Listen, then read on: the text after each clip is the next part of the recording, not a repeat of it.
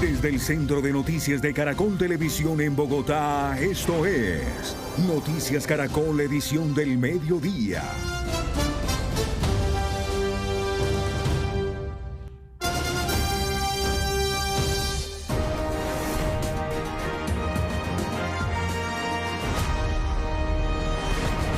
Colombia decide 2026. Faltan en este momento 30 días, 19 horas, 27 minutos y algunos segundos para que se abran las urnas el próximo 8 de marzo, cuando decidiremos en manos de quiénes quedará el Congreso de la República y quiénes serán los candidatos presidenciales en las consultas interpartidistas.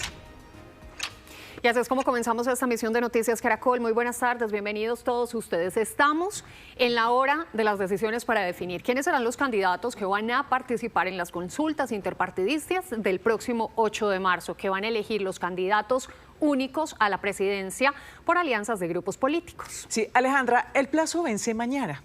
Hasta este momento las cartas están claras en el caso de la gran consulta por Colombia, con 9 candidatos que ya se inscribieron ante la Registraduría Nacional. Y también se inscribió la consulta de las soluciones, en la que van a competir Claudia López y Leonardo Huerta, eso sí, sin la presencia de Sergio Fajardo, quien ya anunció que se lanza sin consulta a la primera vuelta. En donde las cosas aún no están claras es en la consulta del Frente por la Vida, en la que definitivamente no va Iván Cepeda, pero en la que aparece un nuevo actor, que es el exalcalde Daniel Quintero, a quien el Consejo Nacional Electoral le acaba de dar el aval para participar. ¿Qué tan viva sigue esa consulta? Vamos a ir en un momentico al Consejo Nacional Electoral, pero antes María Camila Roa pone las cartas sobre la mesa para ayudarnos a entender qué es lo que está pasando en el panorama político. María Camila, buenas tardes. Alejandra, Ana Milena, pues sí, con esta decisión del Consejo Nacional Electoral, la de ayer, de sacar a Iván Cepeda de la consulta interpartidista del 8 de marzo, la de la izquierda, las cosas quedan así. Entonces van a ver ustedes definitivamente, ahí lo ven por fuera, Iván Cepeda no participará en esta consulta. Va sin escalas, directo a la primera vuelta. Y a esta hora, el único que se mantiene firme en la consulta es Roy Barreras, preinscrito ya con el aval de su partido La Fuerza. Barreras dice que debe haber consulta con o sin Cepeda. También está preinscrito ante la registraduría el exgobernador Camilo Romero, tiene el aval del Partido del Trabajo, y Juan Fernando Cristo, que aunque no alcanzó a hacer su preinscripción, había anunciado su intención de participar en la consulta con el aval de su partido En Marcha. Sin embargo, estos dos últimos, Cristo y Romero, aún no toman decisión, por eso ustedes los ven allí en Veremos. Dicen que debe haber una reunión para definir su participación en la consulta en las próximas horas. Deberán esperar a hablar hoy, más tarde, con todos los integrantes, y así lo van a determinar. Ahora, hay otro personaje, ya lo escuchaban ustedes, que podría entrar a participar, a jugar, Daniel Quintero. La decisión que tomó el Consejo Nacional Electoral es darle luz verde para su inscripción con una votación de 7-1 en la sala plena. Lo avalaron y él ya tiene la promesa del partido AICO para cobijarlo con ese aval, y así pues podría inscribirse en esta consulta. Él aún no se ha pronunciado. Nos dicen desde su equipo que está mirando el panorama y está hablando con los participantes de la consulta. Pues así las cosas. El único firme hasta esta hora es Roy Barreras, pero vamos a ver, porque también dice Roy Barreras que está pues haciéndole guiños a otros participantes, a otros candidatos progresistas de izquierda que podrían sumarse a la consulta, que están en conversaciones.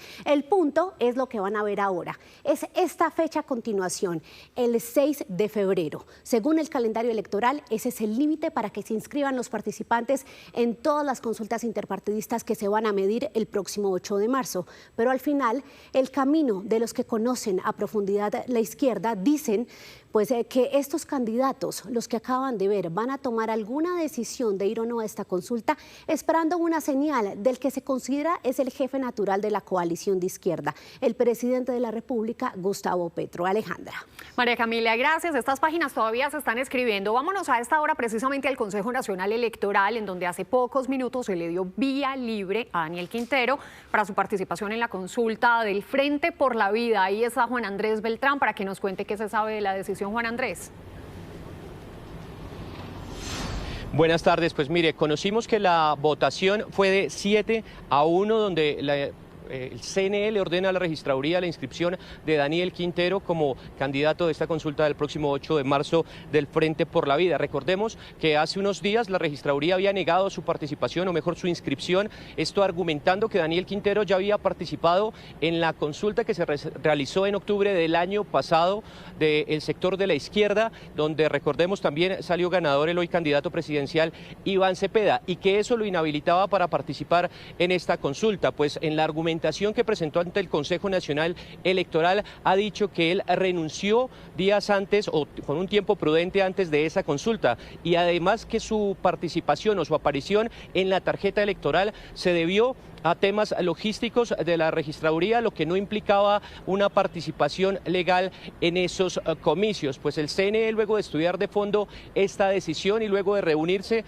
votó favorablemente a esta decisión, lo que revive la campaña, o mejor la candidatura de Daniel Quintero, y lo habilita para participar en esta consulta. A la 1 de la tarde se hará oficial esa decisión con audiencia pública que harán los magistrados aquí en el Consejo Nacional Electoral. Juan Andrés, es el partido AICO el que cobijaría a Daniel Quintero con el aval. 12:37. Vamos a saludar a esta hora al único firme en la consulta de izquierda del Frente por la Vida, el doctor Roy Barreras. Bienvenido a Noticias Caracol. Hola María Camila, un saludo a todos los televidentes de Noticias Caracol en este mediodía. ¿Cómo recibe entonces que el Consejo Nacional Electoral reviva a un posible participante en esta consulta, Daniel Quintero? ¿Ya pudo hablar con él? No, para serle franco, yo no he entendido nada de lo que ha hecho el Consejo Electoral en los últimos días.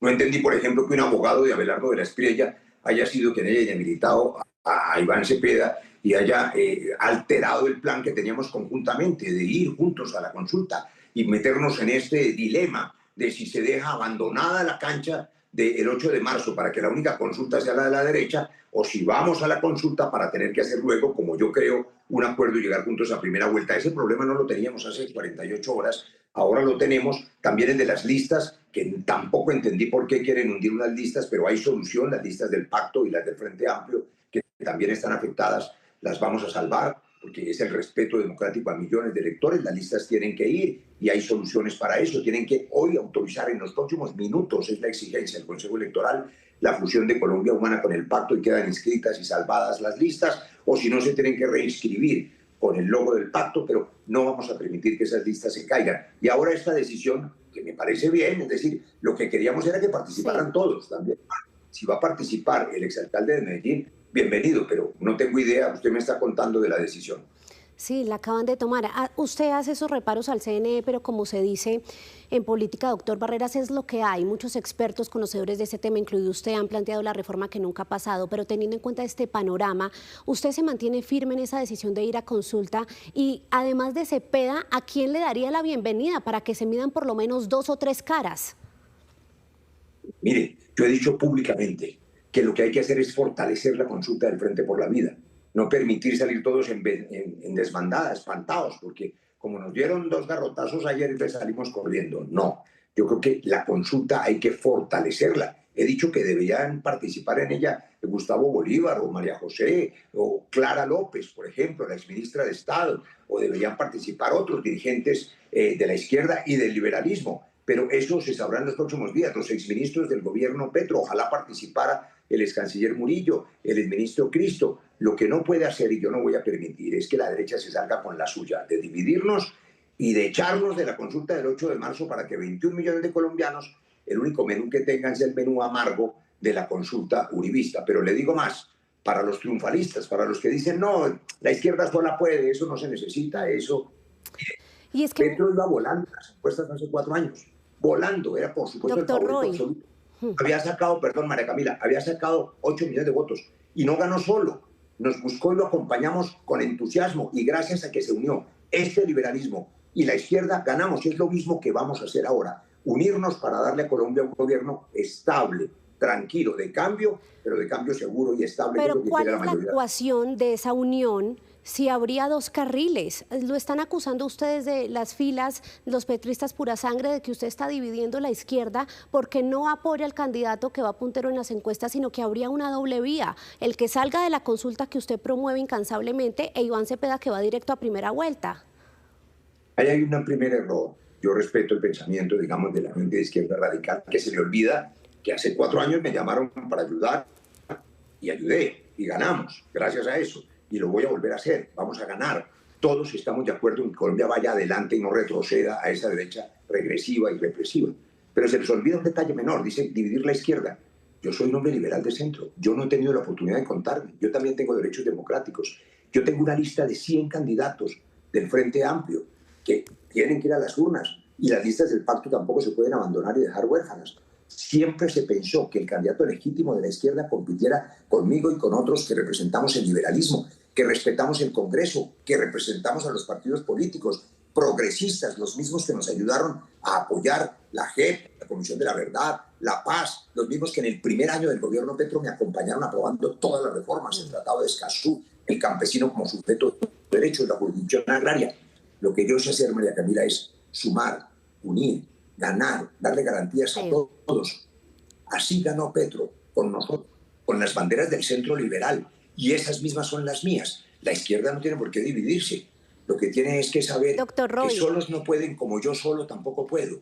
Tenemos que estar ganando. Déjeme preguntarle porque nos quedan unos minutos y quiero conocer, como siempre en política, la opinión que más pesa en los diferentes sectores es la del líder natural, en este caso del progresismo. El presidente Gustavo Petro, ¿usted ha podido conversar con él sobre este panorama de la consulta? El presidente, como todos sabemos, está en Washington. Yo tengo una relación muy cordial con él, permanente. Nos hemos escrito por las redes sociales, nos escribimos y seguramente hablaremos a su regreso. El inconveniente es que él está en Washington cuando se vencen los plazos. Los plazos se vencen mañana y, por supuesto, antes de mañana tenemos que dialogar también con mi compañero Iván Cepeda. Yo estoy listo a conversar, pero no puede ser que lo notifiquen a uno por los medios de comunicación o por las redes sociales y le digan, mire, renuncie a sus ideas liberales, renuncie a su lista, renuncie a sus 6 candidaturas, renuncie a su historia de vida que es progresista y súmese porque no queda otro camino que ese. Yo no soy un individuo, esto no es un proyecto individual, no es el de Roy, no es el de Iván, no, este es un proyecto histórico y colectivo. Y ese proyecto histórico y colectivo requiere conversar y el consenso de todos. Ojalá conversemos en las próximas horas. Estoy abierto a conversar y a proponerles que fortalezcamos la consulta del Frente por la Vida. Pues estaremos muy atentos entonces a esas conversaciones. Doctor Roy Barreras, gracias por acompañarnos aquí en Noticias Caracol. Muchas gracias, feliz tarde a todos. Ana Milena, queda entonces ver qué va a decidir el doctor Roy, pero también los que están pendientes en esta consulta de izquierda. Sí, señora, y el plazo vence mañana. Pues minutos antes de conocerse esta nueva decisión del Consejo Nacional Electoral sobre avalar la inscripción de Daniel Quintero, en Noticias Caracol en Vivo hablamos con 2 candidatos que aún no definen su participación en la consulta del Frente por la Vida. Camilo Romero lanzó críticas a Roy Barreras y dijo que antes de tomar cualquier decisión, hablará primero con sectores del progresismo y con el candidato Iván Cepeda.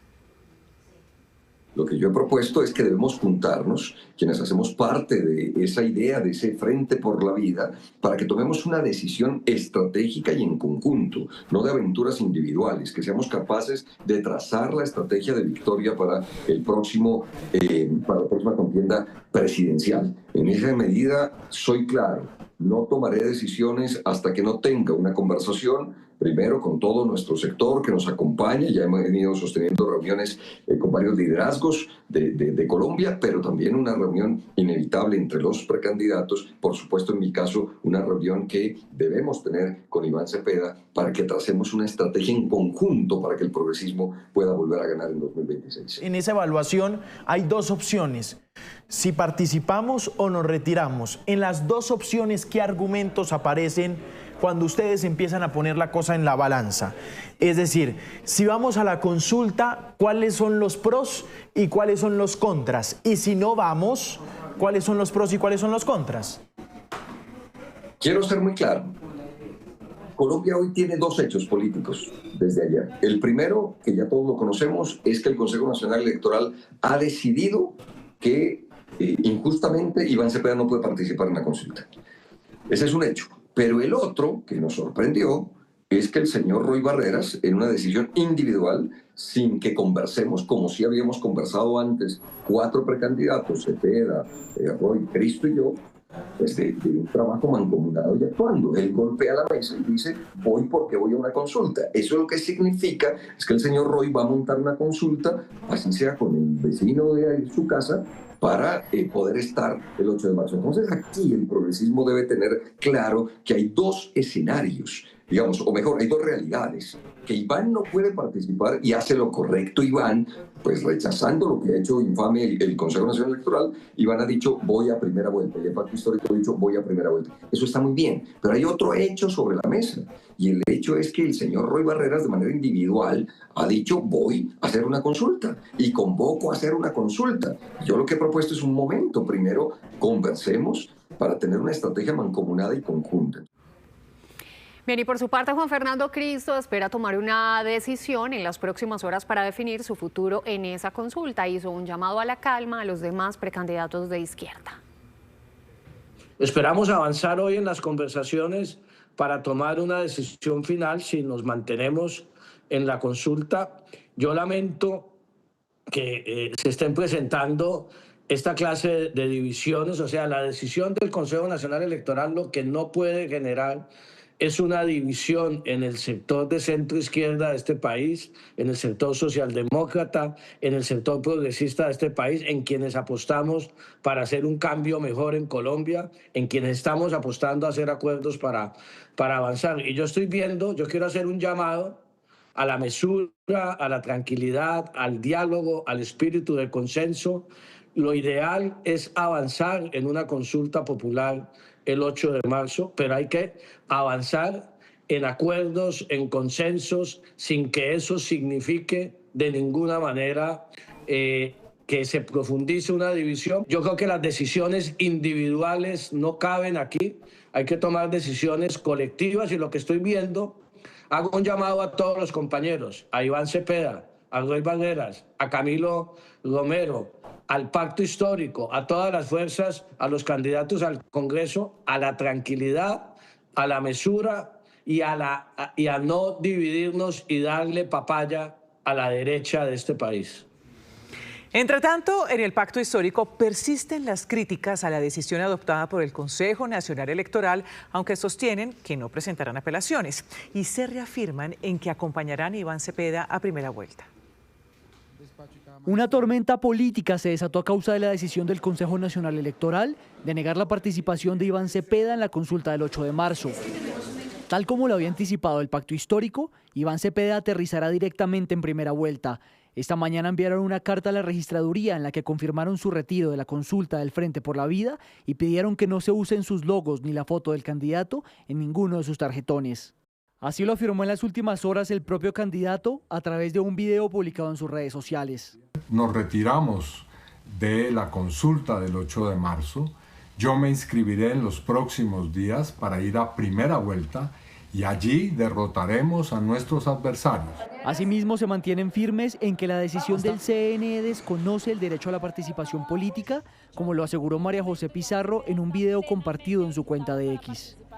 El Consejo Nacional Electoral acaba de darle un golpe a la democracia colombiana. Ha negado los derechos políticos de millones de colombianos y de colombianas que salieron a las urnas el 26 de octubre. También cuestiona la participación del conjuez Holman Ibáñez en la votación.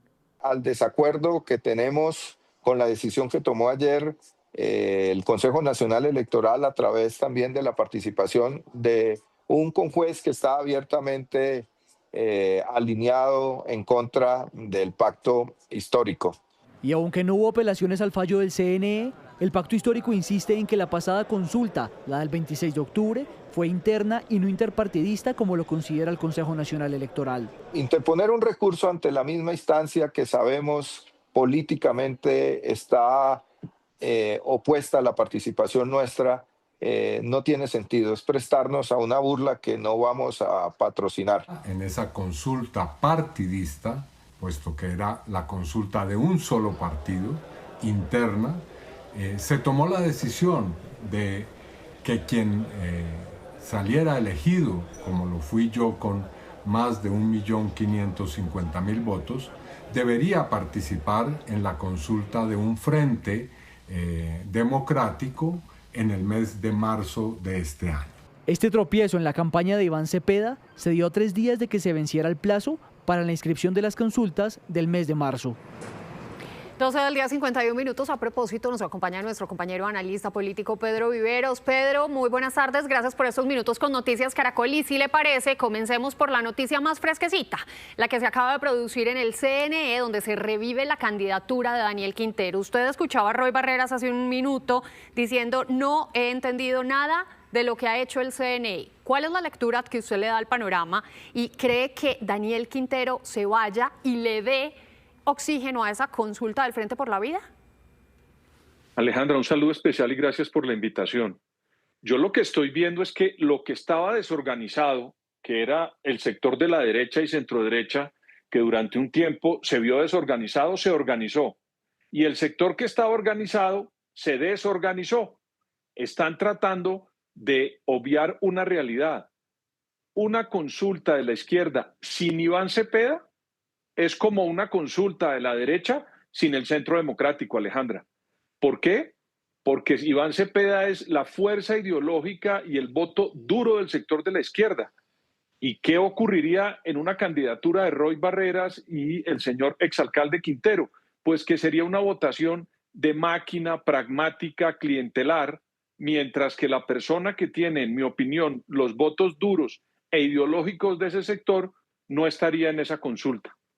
Pedro, ya vamos a hablar más sobre eso, pero hablemos de qué pasaría con Cepeda. ¿Este escenario lo fortalece o le quita una capacidad de ordenar justamente los sectores de la izquierda? Pues mire, yo creo que la decisión, en política el que gana una consulta es una persona que ya tiene, digamos, la legitimidad de ese sector. Ninguno de los otros candidatos tiene la votación que sacó el año pasado Iván Cepeda. Entonces él tiene la decisión política y la legitimidad de jalonar ese proceso. Entonces, donde él se vaya, en mi opinión, todo ese sector va a estar en su mayoría. Y el otro sector, si decide irse a una consulta, pues va a tener un fuego amigo en el propio sector que desean implementar o que desean complementar, como lo ha dicho el doctor Roy Barreras. Que justamente dijo hace unos minutos acá que la consulta debe ir sí o sí el 8 de marzo y que eso no significa que él esté dividiendo a la izquierda. ¿Cómo lo lee usted? Pues a mí me parece que cuando unos candidatos como el doctor Romero, el ex embajador Romero, dice que Roy Barreras no representa el progresismo, ya está entrando en un problema. Y cuando usted oye a Juan Fernando Cristo, que está llamando a las bases para tratar de resolver un problema al interior, ya denota usted que hay una gran división. Lo que tendrían que hacer es oír al jefe natural, que es el presidente de la República, pero ya hay un jefe político que tiene una candidatura y que tiene la legitimidad de la consulta de ellos, que es Iván Cepeda, Alejandra. Sí.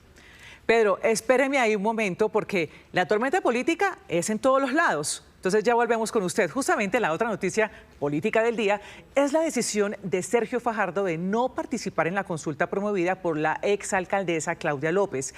Nos conectamos con Nelson Murillo, quien se encuentra justamente con el candidato en Armenia. Nelson, adelante.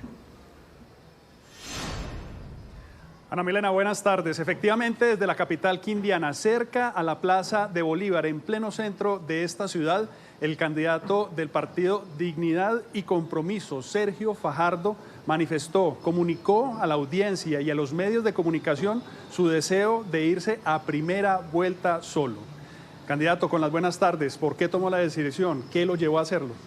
Muy buenas tardes, un gusto y un saludo desde esta hermosa ciudad de Armenia, este departamento Quindío. Lo digo rápidamente, el reto político que tenemos es enfrentar a los extremos en cabeza del señor de la Espriella e Iván Cepeda. Esa confrontación que viene creciendo está montada alrededor de la rabia, el resentimiento, la confrontación. Y por ese camino nos acercamos a un abismo que llevaría a Colombia a una confrontación social nunca antes vista en nuestro país. El reto político, lo que yo represento, es precisamente construir una nueva mayoría.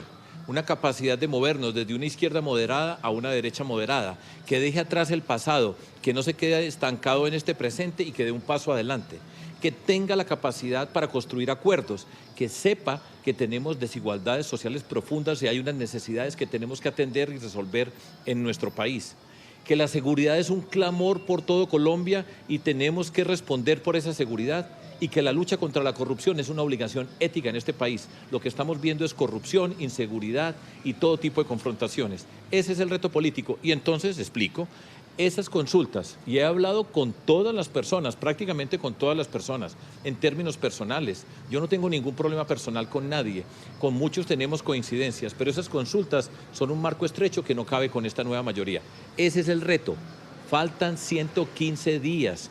Esto pareciera que la elección fuera el domingo. La gente está amilanada, asustada, no sabe qué hacer. No se asusten. El camino nuestro es más largo, es más empinado, pero es el camino. Y eso es lo que tenemos que hacer, trabajar por todos los rincones de Colombia. Yo estaba en el eje cafetero, en las calles, la recepción es grande, la gente tiene incertidumbre y nosotros tenemos que responder. Por eso estoy yo aquí con ustedes, ese es el reto y por eso decimos adelante con Fajardo. Candidato, ¿y usted por qué consideró que unirse a esa consulta con Claudia López y con el señor Huerta no era el camino correcto para, como usted dice, derrotar a los extremos? ¿Y cuál es entonces su estrategia para fortalecerse de aquí a primera vuelta? Mire, lo acabo de decir, lo vuelvo a repetir. Yo conversé con Claudia López, con quien he tenido discrepancias públicas, fastidiosas, malucas en varios momentos, pero conversé con ella y soy capaz de poner a un lado los malestares, entender el compromiso que tenemos con el país, el reto que tiene el país. Y yo estoy, a estas alturas de la vida, precisamente preparado para ser la alternativa política que puede construir en Colombia, que puede construir los acuerdos y romper esa polarización que nos lleva por este camino. El camino con Claudia, ya lo conversé, lo hablamos y hablé con las personas de la gran consulta, con la mayoría de ellas. Esos son caminos estrechos que no nos permiten tener la gran mayoría. Ese es el reto político. ¿Y cómo lo va a hacer? Como toda la vida. Seguro que vamos a conversar, el camino es largo, nos podremos encontrar más adelante, las personas van llegando, repito, como ustedes han mostrado, las personas que están indecisas, que no tienen claro qué hacer, que tienen mucha incertidumbre, a veces miedo. Y el trabajo nuestro es perseverar. No se asuste con una encuesta. El camino es muy largo, 115 días. Las personas que me están escuchando entienden lo que estoy diciendo, pero hay que perseverar, hay que estar ahí y mantenerse. Ha habido cientos de candidatos, todo el tiempo que si Fajardo se mete a una consulta o no se mete, y que el problema es el ego de Fajardo. No, el problema en Colombia son los extremos y la capacidad que tengamos nosotros para avanzar a construir una nueva mayoría que resuelve problemas, que entiende la dimensión de los retos que tiene Colombia, que no viene a pelear, a discutir, a dañar, a agredir, que no tengo que insultar a nadie para hacerme viral, para que digan que soy valiente. La valentía está en las calles y las personas que poco a poco se van a ir acercando. Vamos creciendo. Candidato, pero sí, muy puntual. Usted ha dicho que está dispuesto a conversar, pero una cosa es conversar y otra cosa es estar dispuesto a hacer acuerdos. ¿Está eso dentro del plan para más adelante, hacer acuerdos? Es que el primer paso para hacer un acuerdo es conversar. Si no conversamos, ¿cómo vamos a hacer un acuerdo? Y yo sé conversar, escuchar con respeto a las otras personas. Ese es el primer paso para poder hacer un acuerdo en Colombia. Y lo hemos hecho. Cada quien tiene sus aspiraciones, cada quien va recorriendo un camino. Yo ya gané una consulta. En el 2018 casi ganamos. Les recuerdo, por ejemplo, en el 2018. Nosotros no hicimos ninguna consulta. Yo escogí a Claudia López como candidata a la vicepresidencia. Jorge Robledo encabezaba una lista al Senado y Antanas Mocus otra lista al Senado. Cuando pasó la consulta, yo iba 15 puntos atrás de Petro. El día de las elecciones quedé a 1 punto. Esto se puede hacer. Tendremos que ser capaces, la inteligencia, los aprendizajes, ser capaz de poner a un lado los rencores y los malestares, que no es tan fácil. Pero precisamente para conducir a Colombia para ese camino, yo tengo que dar ejemplo. Lo estamos haciendo. Eso estoy haciendo, tenga la certeza. Ahora, yo no salgo a gritar, yo no salgo a decir todo lo que hablamos con las personas. Y eso es lo que necesita Colombia. Eso es lo que yo estoy haciendo, por eso es que vamos a ganar. Es una tarea dura, nos toca duro, porque nos quieren sacar, nos quieren eliminar. Por eso he dicho que Petro tiene 2 candidatos a la presidencia, Iván Cepeda y Abelardo de la Espriella. ¿Por qué? Porque ese es el que le conviene. Esa es la polarización, que no haya nada más en Colombia, y es el cuento que nos quieren meter. No hay nada más que hacer. Falso. Ahora nos toca lucharla y vamos a ver si somos capaces de encontrarnos en ese camino. Yo estoy dispuesto, voy trabajando, las otras personas están trabajando y la vida nos va poniendo en el lugar que nos corresponde. Y a mí me toca ser presidente en este año 2026, después de haber participado, votado en blanco 2018, 2022, a recibir todo tipo de insultos, pero mantener la coherencia, que es lo que necesita Colombia. Este es el momento para esta política. Aquí estoy yo. Candidato Fajardo, muchísimas gracias. Una feliz tarde. A ustedes, y no se les olvide votar por mí, no lo tienen que decir al aire. Un gusto, chao. Un gusto, chao. 1:00 p.m, 1 minuto. Pues precisamente la candidata Claudia López se pronunció sobre esa decisión de Sergio Fajardo de no participar en la consulta en la que ella ha insistido. Esto durante una correría en Pereira. Esto fue lo que dijo.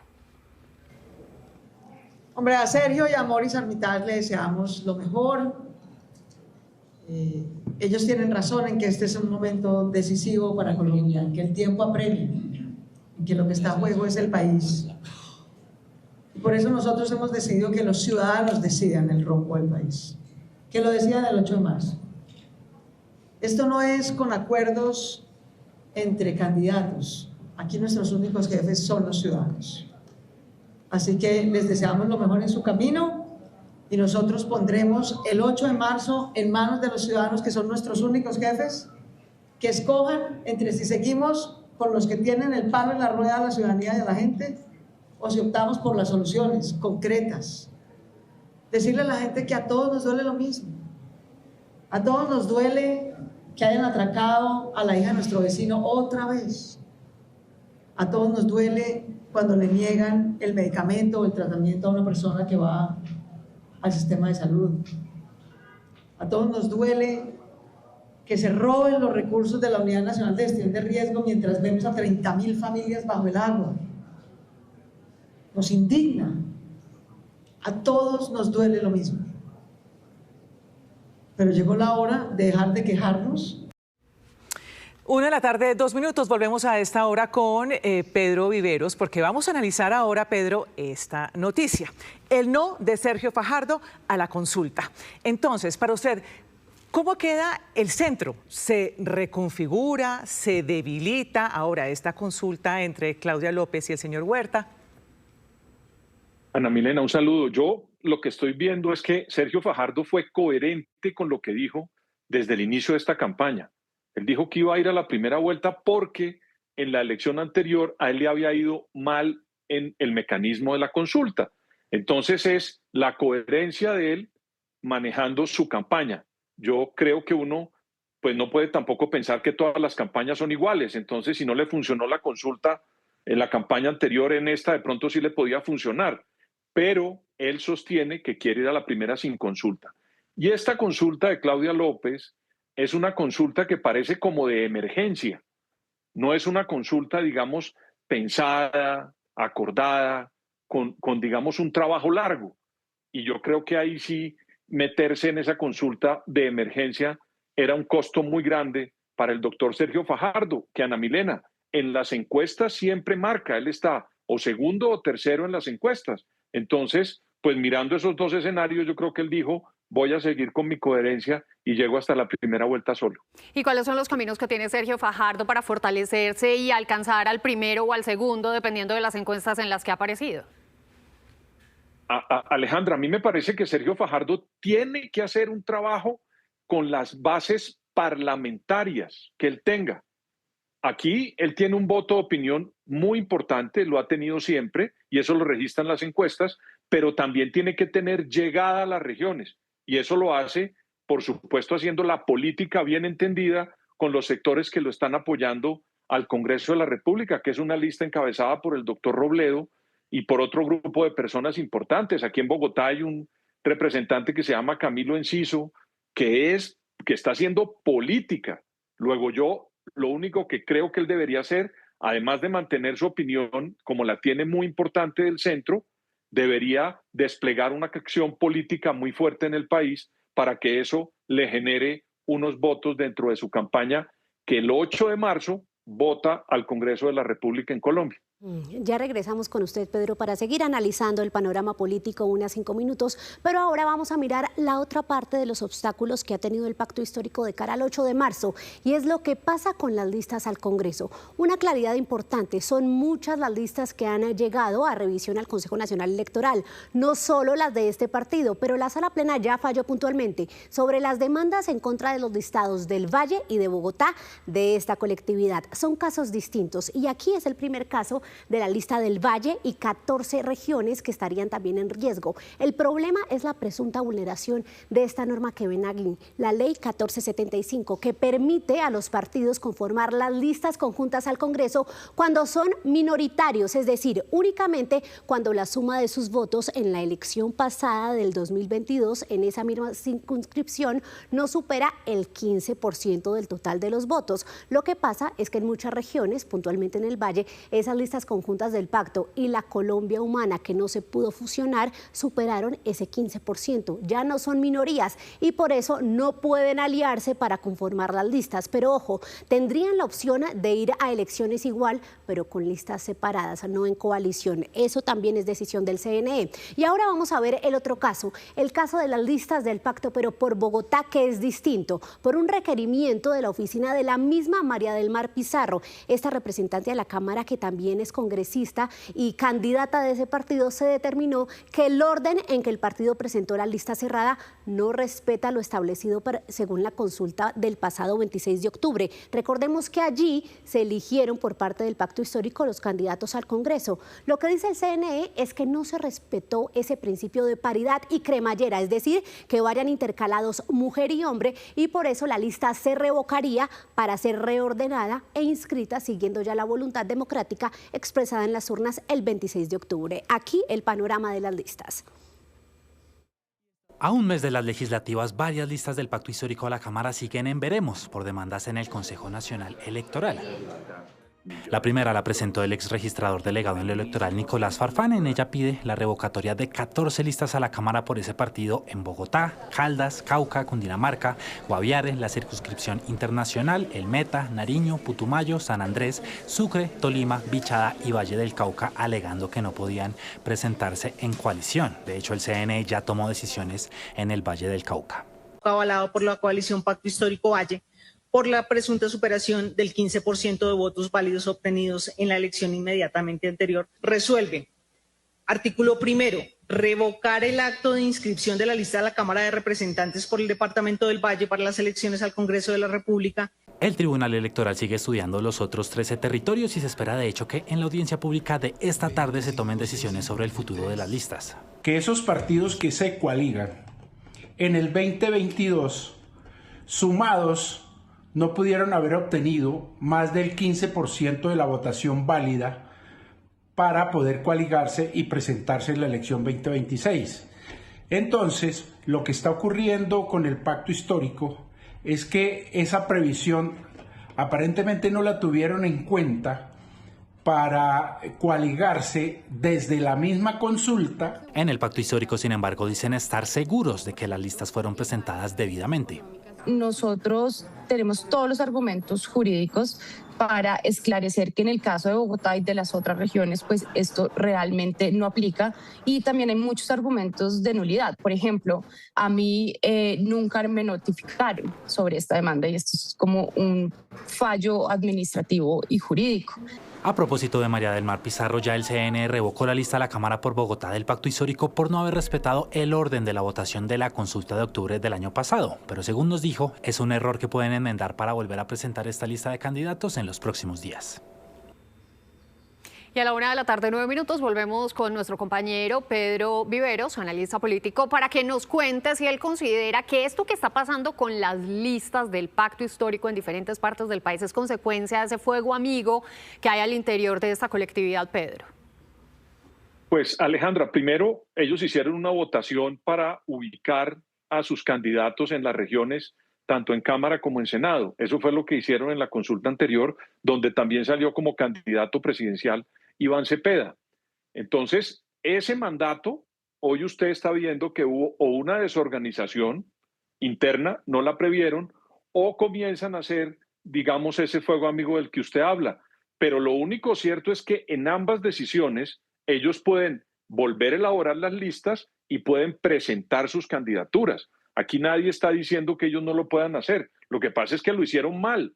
Entonces, el llamado que ellos tienen que tener internamente es a reorganizar, hacerla bien y presentar las listas en los sitios donde la ley, no una persona, ni el Consejo Nacional Electoral porque se le ocurrió, sino que la ley determina que eso debería ser de otra forma y no como ellos lo presentaron en su momento. Ahí hay un espacio para rectificar, Alejandra. Pero por supuesto que también allá adentro hay pues el fuego que todo partido tiene normalmente para ver en qué posiciones de las listas se ubican las personas. Sí, Pedro, este rollo de las listas, tanto la del Valle, lo que ha pasado con la del Valle, con la de Bogotá, realmente es un tema técnico, tal vez no es muy fácil de entender para la gente, pero ¿usted cree que esto podría tener alguna repercusión de cara a las próximas elecciones de cómo la gente votaría? ¿Cree que puede confundir de alguna manera? ¿Cree que puede tener algún impacto? Yo creo que el impacto va a ser muy molesto, Ana Milena, para las personas que ganaron en una votación que se hizo en su momento, sobre todo esa lista en Bogotá. Es que esa lista en Bogotá, pues fue una lista que se votó y que aceptaron las condiciones, y los que ocuparon los lugares del orden en el que fueron votados no van a estar contentos, porque van a terminar siendo desplazados en la medida en que eso se reorganice. En las otras, pues tenían unas intenciones de sumar algo que no debían sumar y ahora tienen que presentarse por separado. También va a haber una molestia, pero si me pregunta a mí, la mayor molestia va a ser en la de Bogotá, porque ahí había unas votaciones que le daban legítimamente la posición a cada uno de los que resultaron en el orden en esas listas, Ana Milena.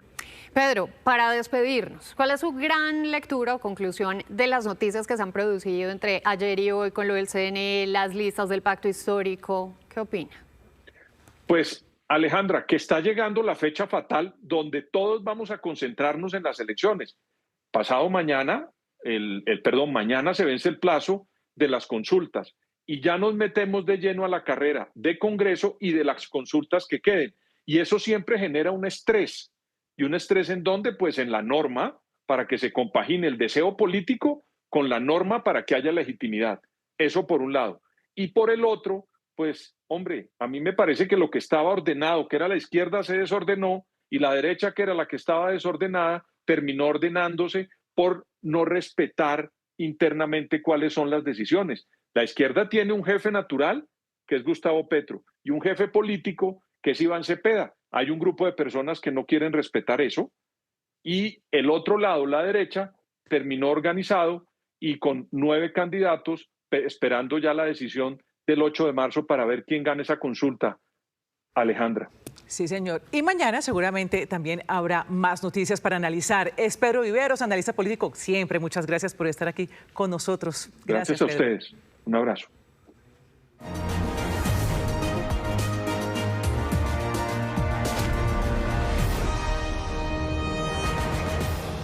1:13 de la tarde, cada vez el escenario político tiene más movimientos, por eso las propuestas de la diversidad de candidatos y candidatas toman valor. Y en este espacio, como ya ha sido costumbre durante las últimas semanas, los hemos escuchado principalmente con sus propuestas, candidata. Bienvenida a Noticias Caracol y a este espacio de Candidatos al Tablero. Usted, congresista de la República, ha sido ministra de Trabajo, ha estado desde el lado económico y también desde lo abogada, porque también es abogada. Conoce ampliamente los movimientos políticos del país de los últimos años y claro, se le ha conocido también desde su coherencia de haber pertenecido todo este recorrido político a la izquierda. ¿Usted no se ha movido? No, en ningún momento. A veces tocan partidos distintos, pero siempre dentro del progresismo. Muy bien. Bienvenida, doctora Clara López, aquí a este escenario. Yo no puedo empezar con sus propuestas sin preguntarle por esta que se conoce como la consulta de la izquierda, el Frente Amplio por la Vida. Tenemos a Daniel Quintero, reciente noticia, el CNE avala su candidatura, Roy Barreras, Camilo Romero y Juan Fernando Cristo. A usted le acaban de hacer una invitación aquí en Noticias Caracol en vivo, el candidato Roy Barreras, a que se una a la consulta. ¿Por qué no se une? Bueno, yo no me puedo unir a esa consulta porque en primer lugar, incluso desde el mes de diciembre, antes de que se hubiesen cerrado los términos para poderse retirar de las consultas, yo hice el planteamiento en una reunión privada con varios candidatos e incluso con el señor presidente de la República. Y la realidad es que dije que desaconsejaba ir a esa consulta por los grandes riesgos jurídicos y políticos que ya los estamos viviendo y viendo. Claro. Lo que ha hecho crisis en Colombia es algo que conocemos de tiempo atrás, es que el Consejo Nacional Electoral no puede ser el árbitro Aquí estamos en una situación dramática de incumplimiento del acuerdo de paz que ordena una corte electoral que no tenga esa contaminación de la politiquería que está consumiendo el sistema electoral colombiano. Entonces, sin lugar a dudas, yo no me puedo meter a esa consulta. Yo ya me inscribí como candidata a la primera vuelta presidencial y espero que no cunda el pánico, que podamos todos conversar como corresponde, porque el proyecto político que representa hoy el progresismo, que es el proyecto político de Gustavo Petro, tiene que continuar y debe continuar sobre bases sólidas, sobre bases serias. Sí. Y no podemos ver este progresismo dividido que se está materializando en este momento con el anuncio de Roy Barreras de ir él a la consulta sin nadie más, si es que así corresponde. Pero en ese sentido, candidata, yo inicié esta entrevista diciéndole, usted ha sido coherente con su posición política, que es del progresismo y de izquierda. ¿Usted cree que estos 4 personas, que hay algunos que todavía no se sabe si irán o no a la consulta, representan ese progresismo del que está hablando? Pues mire, es que el progresismo, desde luego, hay en todos los partidos políticos, pero el proyecto político que nosotros queremos encarnar es un proyecto político de largo alcance, un proyecto político que ha significado mucho sufrimiento, mucho sacrificio y mucho amor por Colombia. Entonces, yo lo que estoy viendo ahora, y lo vimos tristemente cuando viajó el señor presidente de la República, donde el presidente Trump, que había una gran convocatoria del presidente para respaldarlo en esa difícil coyuntura. ¿Y qué sucedió?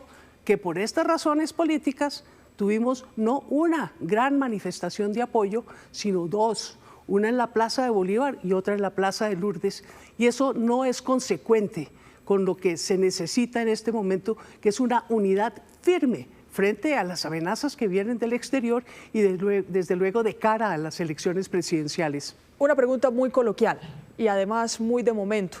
¿Usted cree que alguno de ellos, y le pregunto puntualmente por Roy Barreras, y perdóneme lo coloquial, es el pollo del presidente Gustavo Petro? No, el presidente Petro no ha señalado a ningún pollo, y mucho menos a alguien que estamos viendo no está siguiendo un proceso de diálogo serio de cara a este proceso. A mí me parece que están jugando con el nombre del presidente y están mandando razones. Es que el presidente mandó a decir, es que el presidente piensa. Hay que ver qué es lo que señala el señor presidente, y yo hasta ahora no he visto ninguna señal de humo que indique quién es su candidato. Una palabra solamente, ¿cómo definiría a la única persona que está firme en esta consulta, Roy Barreras? Bueno, que una sola persona no puede ir a una consulta consigo mismo, pero pues él es un político muy importante, muy inteligente, muy capaz, pero desde luego pertenece a esa política que nosotros queremos reemplazar. Es decir, no le dice no.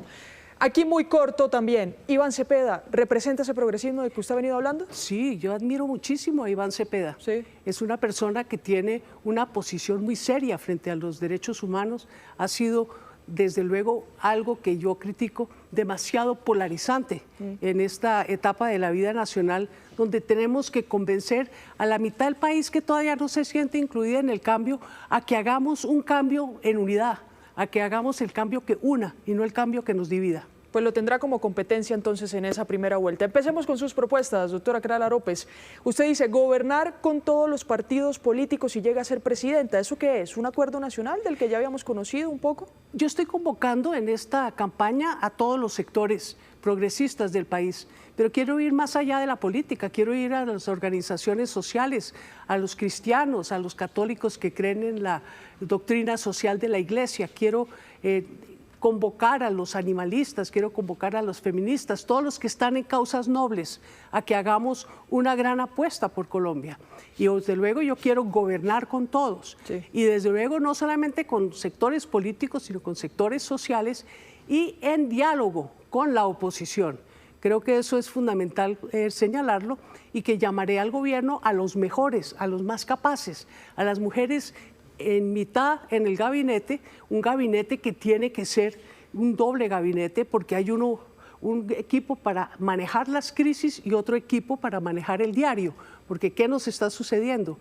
En el gobierno yo me he fijado, porque me ha correspondido, que las urgencias se comen el tiempo de lo importante, y tenemos también una propuesta muy seria de reforma profunda del Estado. Sí. Hemos avanzado en lo político, en la política pública, en la política social, pero hace falta la reingeniería del Estado para acercarlo al ciudadano, para ser eficiente, para ser operativo, para ser eficaz.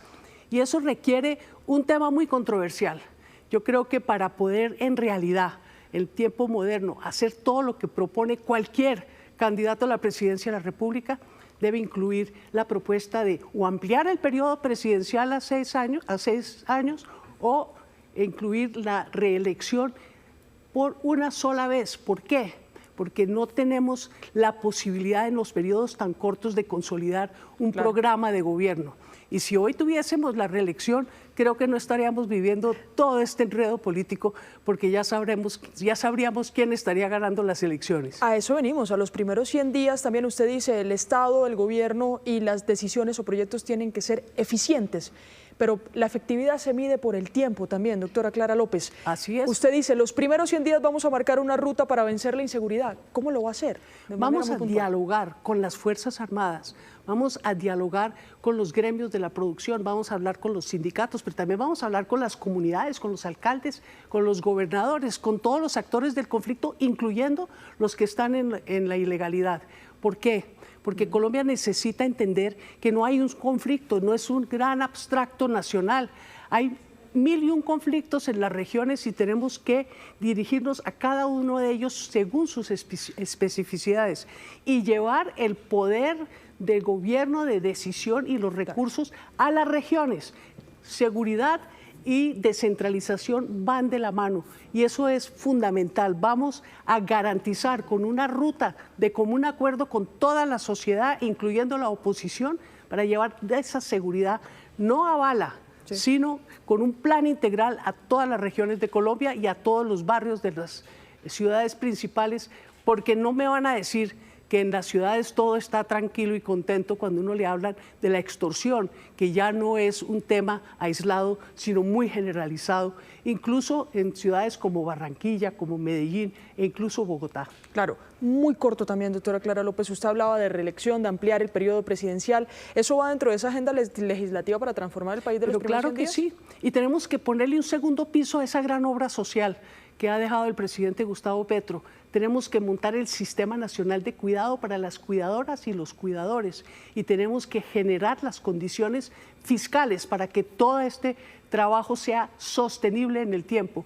Por eso voy a estar conversando todo el tiempo con el sector privado los problemas públicos, desde luego con no solamente los empresarios, sino los trabajadores, las organizaciones de la sociedad civil, porque todo el mundo hace el reclamo, pero se les olvida que hay que meterse la mano al drill para poder cumplir. Muy bien, vamos a pasar por aquí, vamos a juntarlas todas, no enfrentar trabajadores con empresas, economía popular y campesina y articular el tema de las grandes empresas con el gobierno. Consolidemos esas propuestas. Necesitamos una economía que produzca y para eso el Estado debe protegerla toda, no solamente la gran empresa. Ella tiene sus requerimientos, la economía popular los propios y la economía campesina también los propios. Entonces tenemos que hacer un apoyo diferenciado del Estado según la característica de cada sector económico y darle respaldo a todos los emprendimientos para que Colombia se vuelva una verdadera potencia en materia económica que nos permita resistir los embates que estamos recibiendo del exterior y buscar una gran posibilidad de integración latinoamericana, porque solo así nos hacemos fuertes para resistir todo embate contra nuestra soberanía. Tenemos una pregunta a nuestro compañero Eduardo Hernández sobre este tema y sobre una coyuntura nacional. Eduardo. Hola, gracias Luisa. Pues mire, candidata, hay una preocupación enorme de los empresarios. De hecho, acaba de publicar el Consejo Gremial un comunicado y ya ha habido otros pronunciamientos frente a unas preguntas que empezó a hacerle la Superintendencia de Industria y Comercio a algunas empresas sobre cómo calculaban precios. Y los empresarios pues están de alguna manera interpretando que esto se acerca mucho a lo que podría ser un control de precios. Me gustaría conocer su opinión sobre ese punto. Y una segunda pregunta también en la relación Estado-empresas, pues tiene que ver con la encuesta que está revelando hoy Fenalco y que dice que el 71% de las compañías anticipa que habrá una reducción de el empleo en 2026 por ese aumento del salario mínimo en un 23% y también por el aumento de los costos laborales relacionados con la reforma laboral. ¿Cómo hacer para, de alguna manera, apoyar a esos empresarios afectados? Tiene usted toda la razón. A mí me preocupa muchísimo que aquí no se ha entendido que vamos en un viraje de modelo económico. El Banco de la República acaba de elevar 100 puntos la tasa de interés y eso va en contra de lo que está funcionando y ha dado los resultados macroeconómicos de crecimiento hasta ahora. Es un aumento en una tasa de interés que trata de frenar en seco. Dicen que la inflación, pero a mí me parece que eso lo que frena en seco es el crecimiento económico. Y desde luego lo que necesitamos en este momento es ponernos de acuerdo. Yo me sentaría a conversar con la ANDI, con la FENALCO, con todos los gremios de la producción para que nos pongamos de acuerdo en los básicos de qué es lo que funciona. Mire, sí está funcionando darle parte de ese recurso a los trabajadores que antes entraba a los empresarios, porque eso genera demanda agregada. ¿Demanda para qué? Para la producción nacional, una producción nacional que genera empleo, que genera utilidades. Es un gana-gana para la economía. Así es que aumentar salarios no es un costo, es lo que se requiere para combatir la desigualdad y echar a andar la economía. La desigualdad es mal negocio, pero por encima de todo es éticamente insostenible y económicamente no funciona. Eso sobre el salario vital, pero sobre la pregunta de revisión de los precios y descuentos de las empresas, ¿qué decir, candidato? Bueno, tendríamos que ver qué es lo que hace, no qué es lo que pregunta la superintendencia. A mí me parece que es legítimo que haya preguntas y yo lo haría en una mesa para que no haya tanta suspicacia. Muy bien, por temas de tiempo nos tocó pasar a preguntas rápidas de una vez. Asamblea Constituyente, por lo que le entendí de reelección y lo otro, ¿sí? Yo creo que sí. Okay. Y tenemos que hacer una gran campaña para que no sea de una mitad del país contra la otra mitad del país. Ok. Bombardeos a campamentos de grupos armados. Bueno, yo he sostenido que tenemos una ruta para garantizar la seguridad, que es la construcción de paz. El que no se alinee, pues tendrá que sufrir las consecuencias, pero le vamos a dar mano tendida a los que quieran pasar de la ilegalidad a la legalidad. Pero bombardeos para esa otra... Vamos a ver, porque si se meten a la paz, ¿por qué vamos a bombardearlos? Eso es... ¿Sí eso es zanahoria, ¿no? Pues me toca tablas porque depende de las circunstancias. Tablas es sí o tablas es no. ¿Habrá bombardeos en alguna ocasión? Pues si me obligan, sí, pero Perfecto. Yo creo que podemos evitarlos. ¿Diálogos con grupos armados y crimen urbano? Sí. Cooperación con presencia, ojo, cooperación además de eso, presencia de Estados Unidos en suelo colombiano. Bueno, y es que no saben que ya existe. Tenemos 7 bases militares donde hay asesoría. Claro que sí, se mantiene, es importante para la lucha contra el narcotráfico. Erradicación forzada con y sin glifosato. Yo, erradicación forzada, no. Glifosato, no. Erradicación voluntaria con un programa serio de sustitución de cultivos y de garantizar paz en los territorios, sí. Perfecto. Reforma tributaria.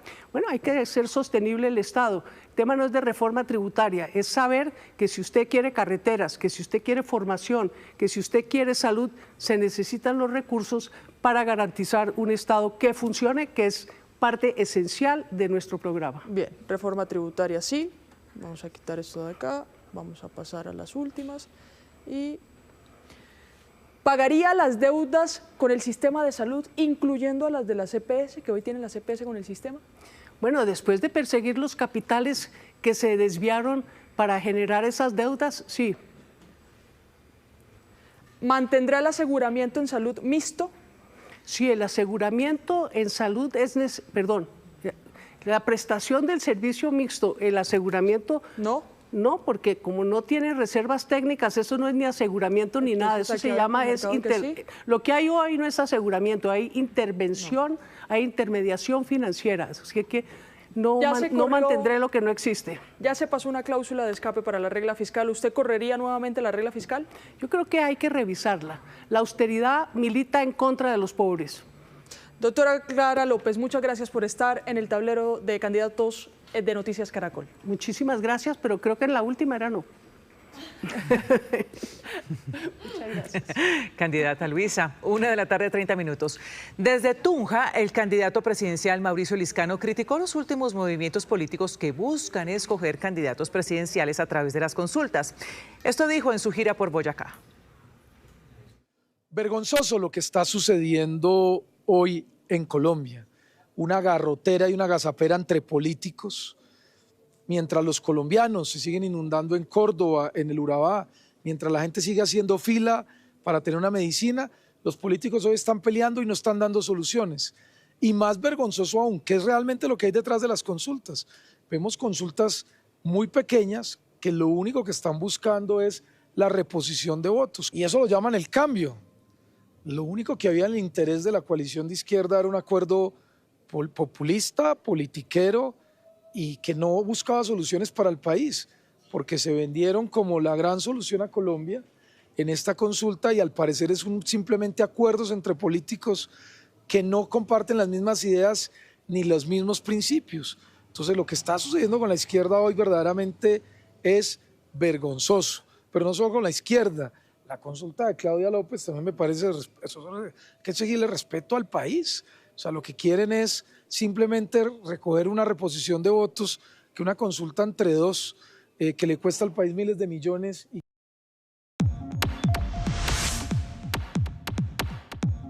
Para usted, ¿qué tan relevantes serán las consultas de marzo en la definición de su candidato presidencial? Los leemos en @noticiascaracol. ¿Qué son las consultas interpartidistas? Las consultas interpartidistas son un mecanismo democrático que permite a varios partidos o movimientos políticos unirse para elegir un solo candidato. Su objetivo es definir un candidato único que represente una coalición, fortaleciendo alianzas y evitando la dispersión del voto de cara a las elecciones presidenciales. Para estas elecciones, 2026, hay confirmadas 2 consultas, la del Pacto Amplio con precandidatos de la izquierda y la gran consulta con aspirantes de la centroderecha. En Noticias Caracol. 1:41 p.m. Seguimos del lado de la gente en Córdoba, acompañando este proceso que ha sido para ellos el más difícil. Según las autoridades y la misma comunidad, la ola invernal más difícil de los últimos 60 años. Estamos en este momento en el sector de Los Garzones, muy cerca del aeropuerto que tiene el mismo nombre y que ofrece sus servicios a la ciudad de Montería. Este sector en el que estamos ubicados y en el que ustedes ven a la gente intentando cruzar se llama 20 de julio, también algunos lo conocen como Bocas de la Selva. Lo que ustedes ven aquí al fondo y por donde están ingresando estas 2 personas solía ser una empresa piscícola. Ahí tenían todos los tanques de recirculación del agua y todos los alevinos, pues todo eso se perdió. Una inversión, nos contaba el emprendedor dueño de este proyecto, de más de 60 millones de pesos y un proceso que les había tardado montar por lo menos unos 4 o 5 años. Así es el panorama en Córdoba, en esta ciudad de Montería y en los otros 23 municipios y localidades de este departamento que están pasando por muchas dificultades, que están viviendo, como les decía, la situación invernal más difícil para ellos en los últimos casi 60 años.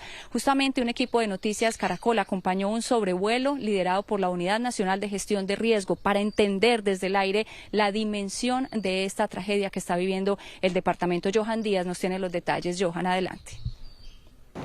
Luego de sobrevolar la zona afectada por la gran creciente del río Sinú, lo que pudimos observar fueron grandes extensiones de cultivos agrícolas y viviendas rurales completamente inundadas por esta creciente. Y hemos llegado hasta aquí, hasta el puente sobre el vertedero que está en el embalse de Urrá. Aunque ha bajado los aportes por las lluvias al embalse, por el vertedero, ustedes lo pueden observar, sigue saliendo agua al río Sinú, lo que mantiene la creciente aguas abajo. Desde el aire se aprecia la magnitud de las inundaciones que está generando la creciente del río Sinú en las poblaciones aguas abajo del embalse de Urrá.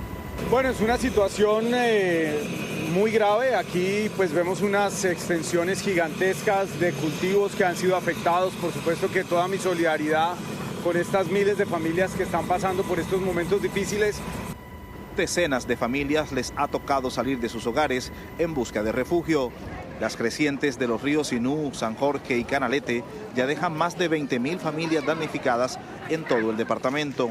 Utilizando todo lo que es la evacuación de las familias en las zonas más afectadas. Esta mañana se inició la evacuación de Las Palomas, por Cereté también, toda esa parte de Montería está también muy afectada. Aunque han disminuido considerablemente los aportes de la lluvia al embalse de Urrá, por el vertedero siguen aportándose agua al cauce del río Sinú.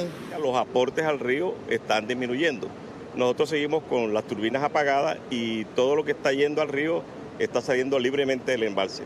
Venimos justamente a evaluarlo, venimos con una comisión de técnicos. Creo que es importante aquí pues que se tenga la certeza de que se han venido haciendo los procedimientos operacionales de manera correcta. Las emergencias en Córdoba ya dejan 4 personas fallecidas, 3 de ellas en el municipio de Los Córdobas. Pero mucho más triste, la pérdida de vidas humanas. Después de 4 días de búsqueda incansable de desaparecidos, hemos recuperado los cuerpos de 3 personas, los cuales fueron arrastrados por las fuertes corrientes del río Canalete que atraviesa nuestro municipio, momentos en que se trasladaban desde la ciudad de Montería al municipio de Los Córdobas por la ruta al mar. Esta mañana, la unidad de gestión del riesgo trajo 10 toneladas de ayudas humanitarias para atender a las familias damnificadas en Córdoba. 4 personas fallecidas, más de 20.000 familias damnificadas, 24 municipios de los 30 que tiene el departamento de Córdoba afectados. Son algunas cifras, pero en realidad representan a tantas y a tantas personas que la están pasando muy mal, que están esperando la solidaridad de todo el país. Por ejemplo, el Ejército Nacional ya se sumó con el apoyo de 35 rescatistas del Batallón de Ingenieros para tratar de abrir camino en algunas de las vías donde hay dificultades, porque recordemos que hay sectores que están completamente bloqueados, incluso no ha permitido el aterrizaje de algunos helicópteros. Todos se están sumando, tratando de ayudar a Córdoba en esta situación difícil que vive el departamento. En Córdoba más de 20.000 familias están así, con el agua hasta el techo. Hoy completan 5 días inundados intentando salvar lo que por años consiguieron para sus hogares. Desde anoche permanecen bloqueados cerca de 6 kilómetros de la Vía Nacional 21, la troncal que comunica a los municipios de Buenavista y La Apartada y que conecta con la costa. La situación ha impedido el ingreso de distintas entidades de emergencia, dificultando la atención y la ayuda a comunidades afectadas. No ha sido fácil. Estas mismas afectaciones por inundaciones nos han bloqueado las vías, nos han bloqueado los puentes, nos han bloqueado acceso a distintas partes. No ha sido ni siquiera posible aterrizar helicópteros en ciertas regiones. No solo las autoridades se han unido a las labores de ayuda. También la comunidad en sus propios botes ha transportado ayudas humanitarias, cobijas, ropa y todo lo que cabe para llevarlo a quienes lo perdieron todo. Mientras tanto, un pelotón de 35 rescatistas del Batallón de Ingenieros cumplen 24 horas en los municipios de Canalete y Los Córdobas, evacuando niños, ancianos y familias enteras. Pese a los esfuerzos, el clima no da tregua. De anoche tuvimos el desbordamiento del río y afectaciones también a familias. Hicimos el traslado de unos botes y en estos momentos se encuentra ya el coronel. El comandante del batallón Rifles ha estado en la región de La Apartada, de Buenavista, aportando también, ayudando sobre el sector de Montelíbano, Puerto Libertador, y pues continuamos con nuestro despliegue. El corregimiento de Las Palomas es una de las zonas más afectadas. En las últimas horas, el alcalde no pudo aterrizar en el helicóptero de la policía debido a las condiciones del terreno. Mientras tanto, los soldados, con el agua por encima de las rodillas, entre los árboles caídos, han intentado llegar incluso caminando a las zonas que permanecen incomunicadas. Hasta el momento, las autoridades han logrado entregar más de 5.000 ayudas humanitarias y 3.000 kits de aseo. Sin embargo, la emergencia continúa. Aún hay familias completamente inundadas, aisladas y con hambre, en sectores donde nadie ha podido llegar.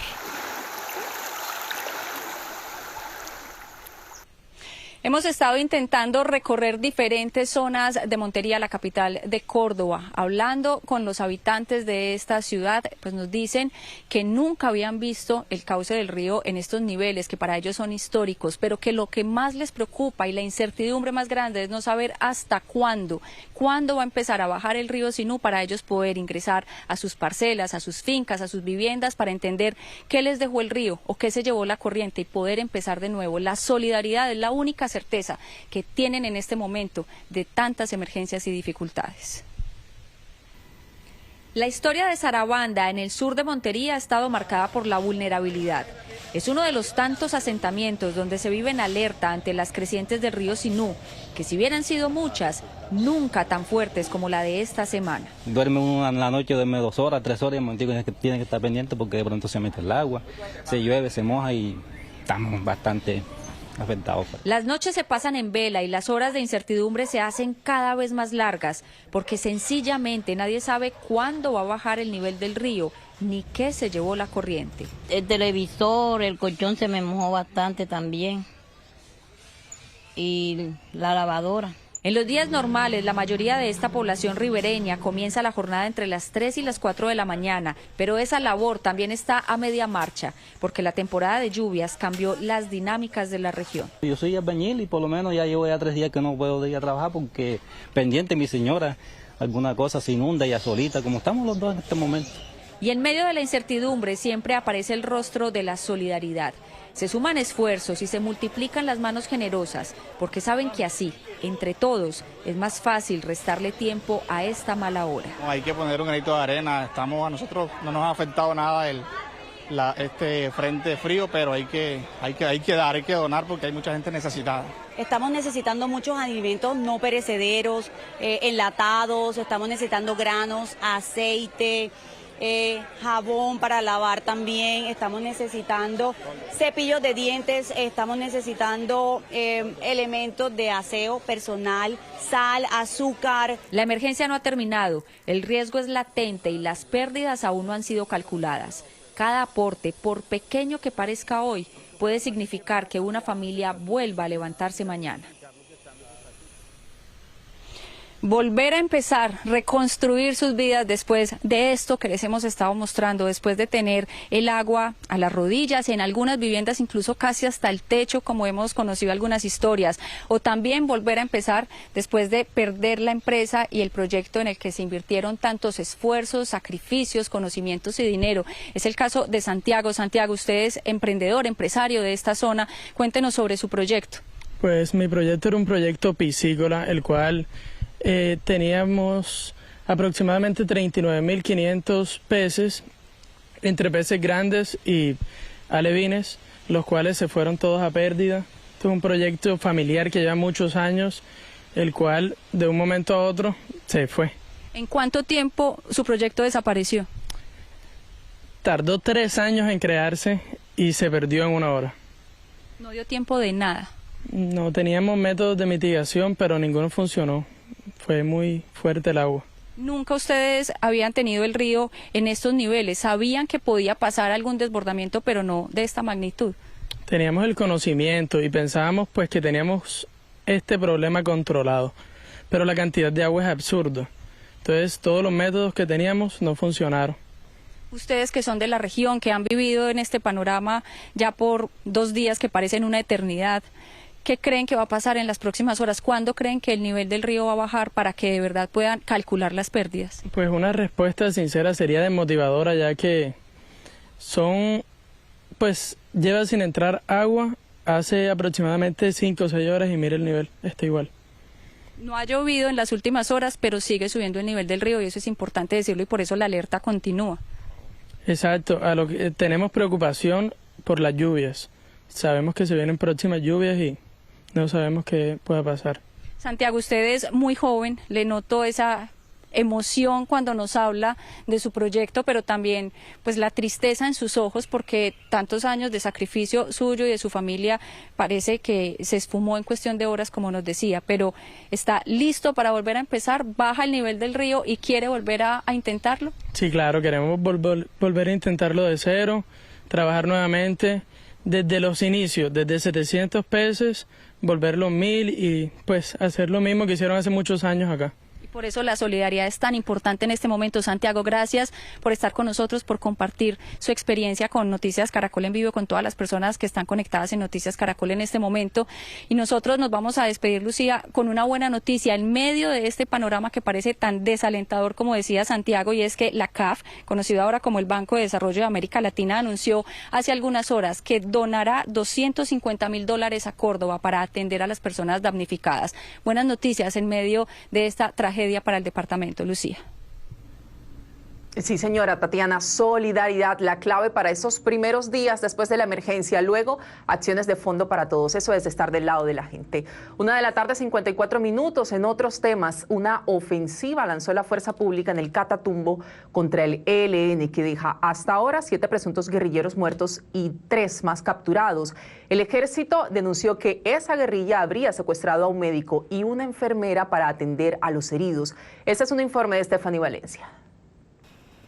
Estas imágenes corresponden al momento exacto del bombardeo de la Fuerza Aeroespacial Colombiana. Este es el campamento guerrillero del ELN en las selvas del Catatumbo. Está ubicado entre los municipios de Tibú y El Tarra y, según inteligencia militar, agrupaba alrededor de 50 integrantes de ese grupo armado ilegal.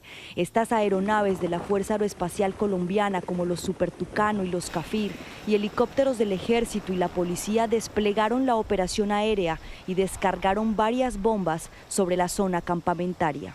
Requiere sincronización, precisión, técnica. Lanzamos el armamento adecuado para este tipo de blancos. Utilizamos aeronaves para coordinar todos estos esfuerzos. Helicópteros también para acompañar los otros helicópteros también de las otras fuerzas.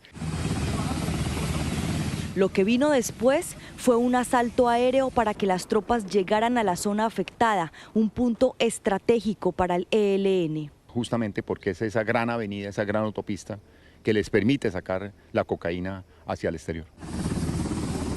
Mientras los comandos avanzaban al punto, el ejército los apoyaba con piezas de artillería pesada desde otros ángulos. Y el ELN se resistía a ceder terreno. Sabemos que había presencia de más bandidos. De hecho, durante el transcurso de la operación, una vez las tropas se insertan, hubo 4 combates. Y las tropas fueron atacadas también con drones, de los cuales logramos derribar algunos. Al hacer la inspección en el campamento se recuperaron 7 cuerpos, pero dicen las fuerzas militares que la afectación al ELN fue mucho mayor. En la información de inteligencia que tenemos se habla más de 15 cuerpos, de 15 heridos.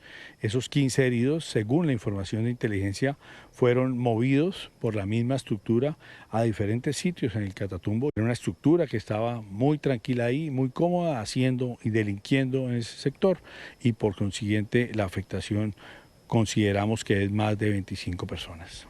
Allí identificaron estas trincheras que, más que zanjas, son guaridas bajo tierra. Un presunto integrante del ELN que se escondía allí fue capturado. ¿Cómo hizo para salvarse de un bombardeo? Son posiciones enterradas en la tierra, que tienen costales, que tienen palos que le permiten protegerse del ataque de los drones, pero no claramente del bombardeo que hacen nuestras fuerzas militares. Y claro, una trinchera es uno de tantos métodos para evadir esto. Aquí nos dimos cuenta que no fue muy efectiva, gracias a la precisión del ataque. No solo precisión, sino que se utilizan las armas correctas. Hoy en día la tecnología militar es muy amplia. Se observan las tiendas de campaña donde dormían los criminales, radios, equipos. Han encontrado más de 200 granadas de mortero acondicionadas para drones y más de 3.000 explosivos y municiones, como estas minas antipersonal hechas de plástico que dificultan la detección a través de los aparatos electrónicos de la fuerza pública. La cúpula militar y de policía llegó hasta la base en Tibú, desde donde se desplegó la operación. Venimos a reconocer el trabajo. Venimos a decirles que gracias, porque el esfuerzo que ustedes hacen aquí hace que Colombia sea grande. Durante la madrugada pudieron extraer los cadáveres del campamento, también las armas y grandes cantidades de municiones y explosivos, pero llamó la especial atención este equipo antidrones. encontramos un Skyfinder, que es un GPS spoofer. Lo que hace es una señal de GPS que engaña al operador del dron. O sea, el operador del dron cree tener el dron acá, pero cuando se activa esa señal, le cambia de posición al dron. Entonces queda desorientado de dónde lo puede tener. Y eso lo están utilizando, son aparatos bastante costosos y que tienen una alta gama para engañar a los drones. Antes del amanecer, las tropas fueron relevadas y los soldados comenzaron a retornar a la base tras la operación militar, con ollas y provisiones en sus manos, con sus cuerpos cargados de sistemas antidrones, fusiles y equipos de campaña, volvieron a pisar suelo seguro después de varias semanas sumergidos en la espesa selva del Catatumbo. 1:59 p.m. Avanza la jornada del día sin carro y sin moto en Bogotá, con menor flujo vehicular en calles y avenidas y un mayor uso de la bicicleta por parte de los ciudadanos. Katrina Bilgisovsky, usted nos cuenta cómo se ha comportado la movilidad tras recorrer diferentes puntos de la ciudad. Adelante. Muy buenas tardes, Ana Milena, televidentes. Yo me encuentro aquí en la autopista sur junto al centro comercial Centro Mayor y este es el panorama en la mayoría de vías principales de Bogotá. Algo despejado y lo que vemos sobre todo son taxis y algunos vehículos con permisos especiales de carga y de transporte público. Recordemos que desde las 5 a.m. hasta las 9 p.m. del día de hoy no es permitido que transiten vehículos particulares, incluyendo motos y carros. De lo contrario, usted se puede llevar una multa de hasta 633.000 pesos. Les amplío en el siguiente informe cómo hemos visto el panorama el día de hoy. Vías inusualmente despejadas y más ciudadanos en bicicleta. Así se ve el día sin carro en Bogotá. En el suroccidente de la ciudad, una de las zonas donde más hay contaminación atmosférica, iniciaron desde muy temprano las inspecciones y se aplicaron varios comparendos. Revisión tecnomecánica, seguro obligatorio, licencia de conducción y en este vehículo servicio público, que no haya derrames o fluidos. Este camión de carga que llevaba un mercado fue inmovilizado por prueba de gases. No, que no pasó la revisión de gases. ¿Y qué servicio estaba prestando usted? Estaba llevando un mercado para un cliente de bolsa. Mientras algunos ven su labor afectada, otros aprovechan para respirar un aire más limpio. Vamos caminando, sí, vamos para el Centro Mayor. Ah, ¿se va caminando? Sí, sí, señora. Ah, sí, bueno, me parece chévere también hacer ejercicio. ¿Cómo ha visto el tráfico hoy? Pues está despejadito está. El día sin carro fue creado en el 2000 para darle a la ciudad literalmente un respiro. Entre las 5 a.m. y las 9 p.m. se restringe la circulación de automóviles particulares y motocicletas. Sí pueden circular vehículos de transporte público, eléctricos, motocicletas vinculadas a empresas que prestan servicios de mensajería y domicilio, transporte para personas con discapacidad, vehículos de emergencia y transporte escolar, entre otros. Tenemos alrededor de 50 puntos donde vamos a estar con agentes civiles, guías, policía de tránsito, velando porque la jornada se desarrolle con normalidad y que los viajes pues puedan mantenerse de manera tranquila, segura. Lo que queremos es que todos hoy se conecten de una forma distinta con Bogotá y también que regresen a sus casas sanos y salvos. Según la Secretaría de Ambiente, también es un día clave para reducir las emisiones de gases contaminantes. Son 19 las estaciones en todo Bogotá midiendo la calidad del aire permanentemente. Estamos estimando que haya una reducción de material particulado que puede llegar hasta el 70%, alrededor del 70%. Transmilenio incrementó su capacidad de operación por el día sin carro. Hoy tendremos, por el incremento de usuarios que esperamos durante la jornada, un refuerzo en nuestras frecuencias. Serán 6.000 viajes adicionales con nuestra flota programados en Transmisonal y Transmilenio, y adicionalmente arrancamos más temprano la máxima velocidad en Transmicable de Ciudad Bolívar. Expertos advierten que aunque el impacto positivo es visible durante la jornada, sus efectos son temporales y no vienen acompañados de políticas permanentes que fortalezcan el transporte público, la infraestructura para bicicletas y la reducción real del uso del vehículo particular. Según los datos recibidos recientemente por la Secretaría de Movilidad, en lo corrido del día de hoy se han impuesto casi 700 comparendos por infringir la norma y 68 comparendos ambientales. Recordemos que, como lo dije en el informe, con este día se busca reducir la contaminación por material particulado en un 70%. En años pasados se ha logrado reducir hasta en un 38%. Seguiremos acá pendientes de cómo avanza este día tan importante para Bogotá. Feliz tarde, Richie, gracias. En otros temas, en las últimas horas aumentó la polémica por el requerimiento de la Superintendencia de Industria y Comercio a varias empresas para que suministren información detallada sobre la forma en que establecen precios y descuentos en sus productos y servicios. Para expertos y los gremios empresariales, esto va en contra de la libre competencia. Pedir información no es controlar precios. Esa es la tesis de la Superintendente de Industria y Comercio, Cielo Rusinque, a propósito de los requerimientos formulados por esa institución a 5 empresas de consumo masivo. Esas compañías deben explicar la manera como fijan sus precios y establecen sus descuentos y promociones, ya que están en indagación preliminar por quejas sobre posibles engaños. Para que en el marco de estas indagaciones preliminares podamos encontrar los elementos que nos van a, objetivos que nos van a permitir establecer si existen violaciones al régimen del consumidor o de la libre competencia. La superintendente confirma que desde 2024 vienen haciendo este tipo de controles. Las empresas son libres de establecer unos criterios, de precisamente en el marco de la libre competencia jugar con los precios, digamos. Lo que no son libres es de infringir el régimen legal en materia de política del consumidor. Pero muchos gremios empresariales manifiestan que la superindustria cruzó una línea peligrosa porque estas acciones son propias de un Estado fiscalizador y controlador que desconfía de la iniciativa privada, lo que atenta contra el principio de autonomía de voluntad privada.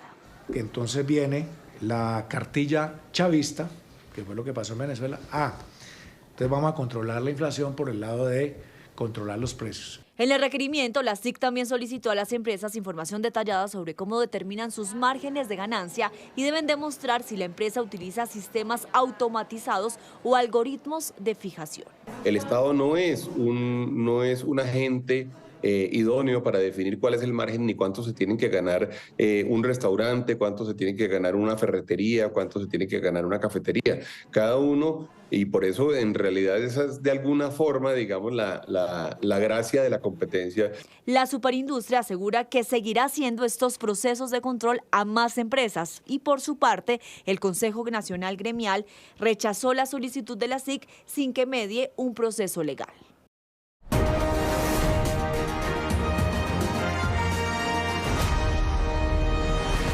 2 de la tarde, 27 minutos, momento de activar la Plaza Caracol, porque nuestro compañero Carlos Barragán tiene a una invitada que está incursionando en la política. Adelante, Carlos. Y nuestra invitada a la Plaza Caracol el día de hoy es Leonora Espinosa. Ella es aspirante a la Cámara de Representantes por Bogotá, del Partido Liberal, y es una chef de profesión, una de las mejores del mundo. Su restaurante también es uno de los más reconocidos del planeta y del continente. ¿Por qué una chef quiere llegar al Congreso de la República? Bienvenida. Gracias, Carlos. Se necesita una chef que prepare buenas leyes y que venga desde el conocimiento, desde la vivencia, desde la creación de iniciativas, desde la creación de proyectos generadores de empleo, generadores de cohesión social, generadores de bienestar, generadores de innovación a partir del patrimonio biológico que es tan importante en este país, y porque vengo precisamente de la experiencia, vengo de allí, de donde se generan procesos productivos y se generan empleos. Vengo desde haber sido empleada, de haber sido emprendedora y de haber sido empresaria como soy ahora. Uno de sus proyectos es el de los alivios tributarios para quienes comienzan. ¿Por qué? Sí, efectivamente uno de los sectores más complejos en este país es el gastronómico. Emprender desde la gastronomía y desde la cultura.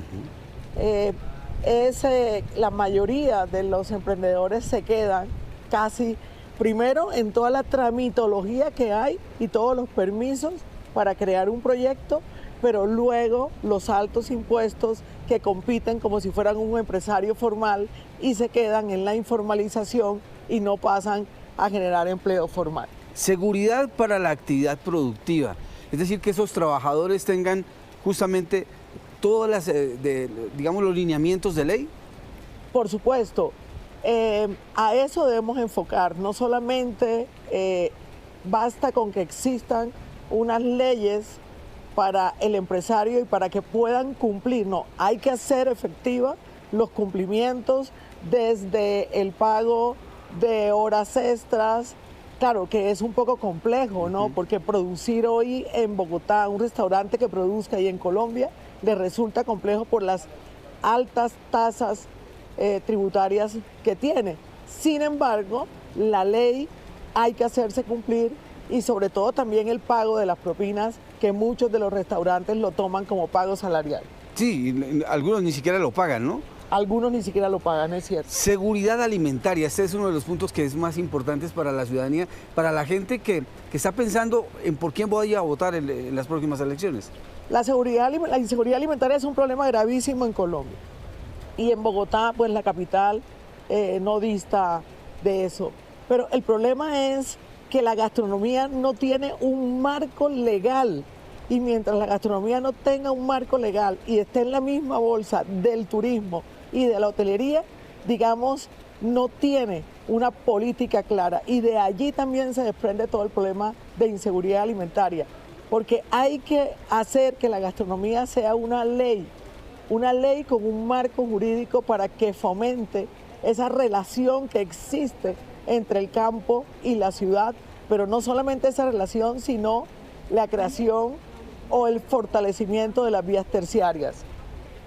Eso es, y hay que recordar que un pueblo bien alimentado es un pueblo sano y un pueblo sano es un pueblo productivo. Ingredientes para que todo funcione. ¿Cómo va a ser en esos primeros días usted en el Congreso de la República? ¿Qué le va a apuntar? Yo le voy a apuntar a que la corrupción no sea tan descarada, que eso es un gran cáncer que tiene este país. Y le voy a apuntar también a aquellos proyectos en los cuales reflejen y apunten a una Colombia mucho más segura en todo sentido, una Colombia donde se cumplan realmente las reglas. Ella es Leo Espinosa. Ella es aspirante a la Cámara de Representantes por el Partido Liberal y ojalá que su candidatura se cocine. Así es, y se cocine bien, que no se queme. Muchas gracias por estar aquí en la Plaza Caracol. En Noticias de Salud, hoy les tenemos consejos claves y que muchos desconocen a la hora de escoger los zapatos para los niños.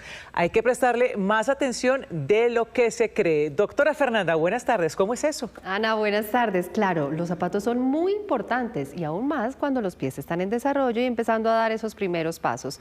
Aún así, el tema suele pasar desapercibido y nos fijamos más que en los colores, en la moda o en los precios.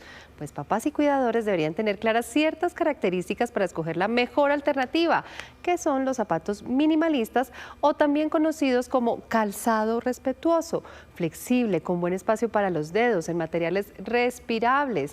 Además, todavía hay muchas creencias falsas, que con bota para proteger el tobillo, y resulta que no es así. La bota no deja que el pie se mueva libremente, fácil.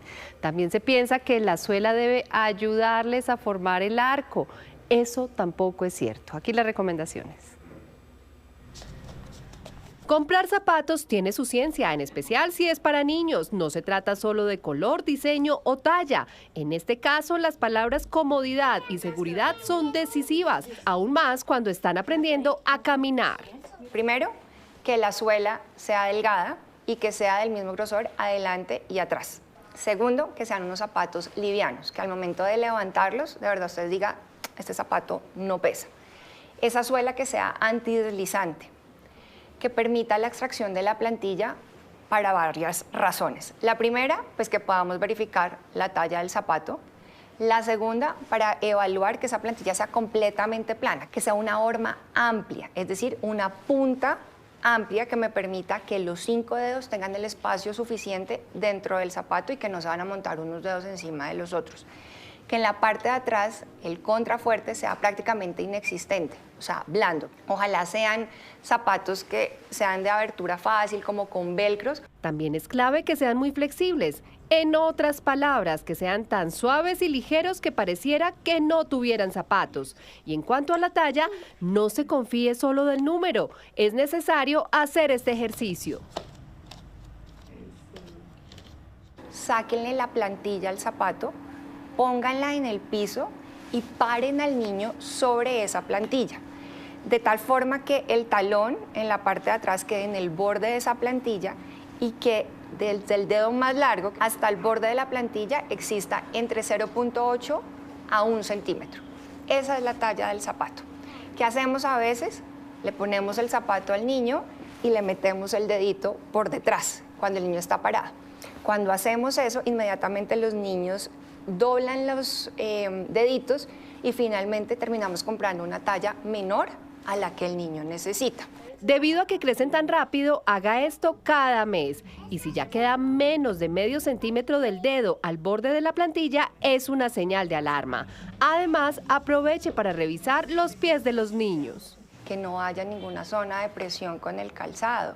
Hay zapatos que tienen la punta, por ejemplo, muy angosta, entonces los niños comienzan a hacer callosidades en los deditos y no lo notamos, o eventualmente les talla en el talón. Y si además le sumamos a que usamos unos zapatos de horma muy angosta, pues finalmente estamos comenzando a hacer un ciclo vicioso donde comenzamos a presentar deformidades en los dedos que el niño no tenía al nacimiento. A medida que crecen, las necesidades van cambiando, por ejemplo, suelas más gruesas y zapatos para diversas actividades, como el ejercicio. Por otro lado, cuidado con ciertas modas como los tenis patín. Son muy pesados, son muy rígidos, no son flexibles y obviamente esto aumentó en su época los accidentes, las fracturas de radio, del codo, de la muñeca. O sea, si queremos que el niño patine, le ponemos unos patines con todas sus protecciones, su casco en un lugar seguro. Para caminar, unos zapatos que sean calzado respetuoso. Igual pasa, por ejemplo, con los tacones de princesa. Cambian la postura del cuerpo, aumentan el riesgo de accidentes y por eso, desde el punto de vista ortopédico, no se recomiendan. Así que en lugar de comprarles muchos zapatos diferentes, que además los dejan en menos de nada, es preferible tenerles unos buenos zapatos que cuiden la postura, les den estabilidad y sean acordes a la forma del pie. Feliz tarde.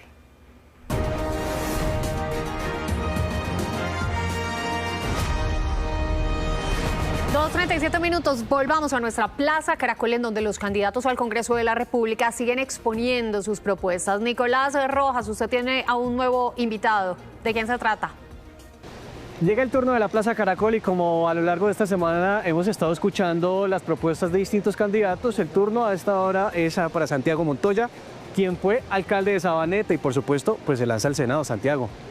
Así es, después de haber pasado por ese reto tan importante de ser alcalde del municipio de Sabaneta, hoy queremos asumir el reto ya de servir a todo Colombia. Y le fue bien, de los mejores calificados del país. Salí elegido como el mejor alcalde del país en los municipios de entre 20.000 y 100.000 habitantes, después de haber hecho un trabajo muy bonito por la gente. Entonces entiendo que está aspirando por el Partido Liberal, que quiere llegar al Congreso de la República. ¿Y a qué llegaría? ¿Por qué quiere llegar? Mira, hoy represento el Partido Liberal con el número 11 en el tarjetón y tenemos un reto muy importante porque lo estamos padeciendo en Antioquia y sé que en todo el país. Hoy hay que llegar a aportarle a una reforma a la salud que realmente se compadezca con la realidad de cada territorio de Colombia, pero además que esté orientada a equiparar y a que se compita en igualdad de condiciones entre el sistema de salud público y el sistema de salud privado, que es lo que no pasa. Hoy hay que definir que la UPC, ese valor, ese dinero que se traslada al sistema, llegue de manera directa al sistema de salud público, a cada hospital público, para poder garantizar la existencia del servicio 24 horas en cada territorio de Colombia.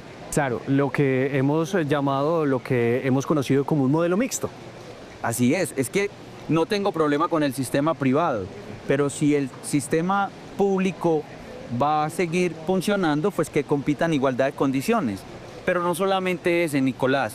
Yo creo que hoy el país tiene que tener la altura y la madurez para discutir sobre el sistema penitenciario en el país.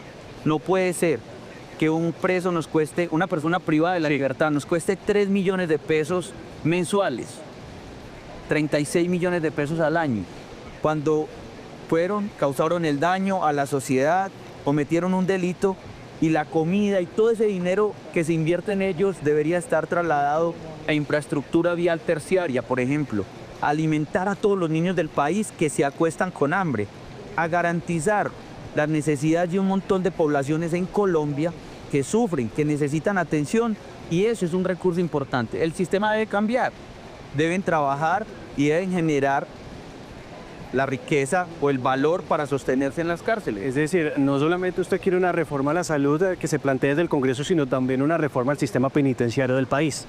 Claro, es que hay que empezar a hablar de eso. No puede ser que nuestro país siga con los recursos de todos los colombianos sosteniendo los presos del país. Que trabajen, que generen valor mientras están allá, y ahí podríamos empezar a hablar de un verdadero proceso de resocialización para que vuelvan a la sociedad. Bueno, Santiago, pues gracias por estos minutos. Por favor, recuérdenos cómo lo vamos a encontrar usted en el tarjetón, y aproveche estos minutos para enviarle un mensaje en el país y convencerles de por qué usted tiene que llegar al Congreso de la República. Bueno, yo ya fui probado como alcalde y salí como uno de los mejores del país. Yo quiero ahora ser el mejor senador de la República, sirviéndole a todos los colombianos. Soy el número 11 dentro del Partido Liberal. Marquen la casilla del Partido Liberal y el número 11. Pero quiero también mandar un mensaje. Soy un hombre temeroso de Dios. Soy el único candidato cristiano dentro del Partido Liberal, y allí quiero representar también a este gran número de colombianos temerosos de Dios y que esperan que sus dirigentes no solamente tomen decisiones pensando en Colombia, sino temerosos de Dios. Son las propuestas de Santiago Montoya aquí en el Radar de la Política. ¿Cómo consultar mi puesto de votación? Consultar su puesto de votación es fácil y solo toma un minuto. Entre a wsp.registraduría.gov.co/censo/consultar/dígite su número de cédula y el sistema le mostrará la dirección, el puesto y la mesa donde debe votar. Este paso es clave porque su lugar de votación puede cambiar entre una elección y otra. No espere al último momento. Consulte con anticipación y llegue seguro el día de las elecciones. Alex Saab en Venezuela. El angustioso llamado de una presentadora estadounidense a los responsables de la desaparición de su mamá. Y el feliz retorno de 354 prisioneros de guerra ucranianos y rusos gracias a un intercambio. En Venezuela aún es incierto el paradero de Alex Saab. Funcionarios en condición de anonimato aseguran que el barranquillero fue detenido e interrogado por agentes venezolanos, pero no existe confirmación oficial. Vamos a Caracas con Beatriz Adrián. Beatriz, ¿hay novedades sobre el paradero de Alex Saab? Buenas tardes, Margarita. Lo último que se sabe acerca de esta noticia es la publicada por el diario The New York Times, que asegura que consultó a 5 personas, entre ellas venezolanos y estadounidenses, funcionarios de esos países. Han dicho que el barranquillero habría sido llevado al Servicio Bolivariano de Inteligencia, SEBIN, para ser interrogado, y que en horas de la noche de este miércoles fue excarcelado, o sea, fue dejado en libertad el empresario Raúl Gorrín luego de este interrogatorio. El fiscal Tarek William Saab confirmó a una emisora de radio de Colombia que no tiene información acerca del paradero de Alex Saab. Al principio había dicho que era falso, que estaba detenido, pero luego volvió a llamar para decir que no sabía con exactitud cuál era el paradero de Alex Saab y de Raúl Gorrín. En este momento, también en otras informaciones, la Asamblea Nacional está discutiendo la primera discusión de la ley de amnistía, tan esperada por los presos políticos. Parte de la información desde Caracas. Beatriz, gracias por el reporte. La desaparición de Nancy Guthrie, la madre de una reconocida presentadora de televisión, es noticia en Estados Unidos. Tras 5 días sin rastro, el caso es investigado como un secuestro. Savannah Guthrie difundió un video en el que suplica a los captores una prueba de supervivencia. Mama, if you're listening, we need you to come home. Si nos oyes, necesitamos que vuelvas a casa. Es el doloroso llamado de los hermanos Guthrie, que hoy atraviesan por la angustia de tener a su madre desaparecida. Todo apuntaría a un secuestro. La familia reconoció que recibió una nota de rescate. We need to know, without a doubt. Necesitamos saber sin lugar a dudas que está viva y que la tienen ustedes. Queremos saber de ustedes y estamos listos para escuchar. Por favor, contáctenos. Nancy Guthrie, de 84 años, es madre de Savannah Guthrie, la copresentadora del programa Today Show de la cadena estadounidense NBC. She is 84 years old. Ella tiene 84 años, su salud, su corazón son frágiles, vive con dolor constante, no tiene ningún medicamento, lo necesita para sobrevivir, lo necesita para no sufrir. Nancy fue vista por última vez en su casa en Arizona la noche del pasado sábado. Ya para el domingo no respondió llamadas ni asistió a sus actividades habituales. Desde entonces no hay rastro de su paradero. Buscamos cosas como sangre, ADN, cualquier tipo de evidencia física, huellas dactilares. Todo eso se recolecta y se envía a un laboratorio. Ese laboratorio nos informará lo que encuentre. Hasta ahora nada nos indica quién lo hizo. Investigadores aseguran que hacia las 2 de la mañana del domingo la cámara de la entrada de la casa de Nancy fue desconectada. El software detectó la presencia de una persona. Media hora después, su marcapasos fue desconectado de la aplicación de monitoreo. Aún no han identificado ningún sospechoso, por lo que las autoridades ofrecen una recompensa de $50,000 para quien brinde información que ayude a esclarecer el caso. Tan solo una treintena de palestinos heridos o enfermos y sus acompañantes han logrado salir de la Franja de Gaza hacia Egipto por el cruce de Rafah, tras su reapertura parcial este lunes. Sorteando múltiples obstáculos y retrasos, esta caravana partió desde el hospital de la Media Luna Roja en Han Yunis, con destino a un hospital que Emiratos Árabes tiene instalado en territorio egipcio para atenderlos. Pero también hay palestinos que están aprovechando para regresar a la franja, a pesar de las penurias que hay ahí, para reencontrarse con sus familias.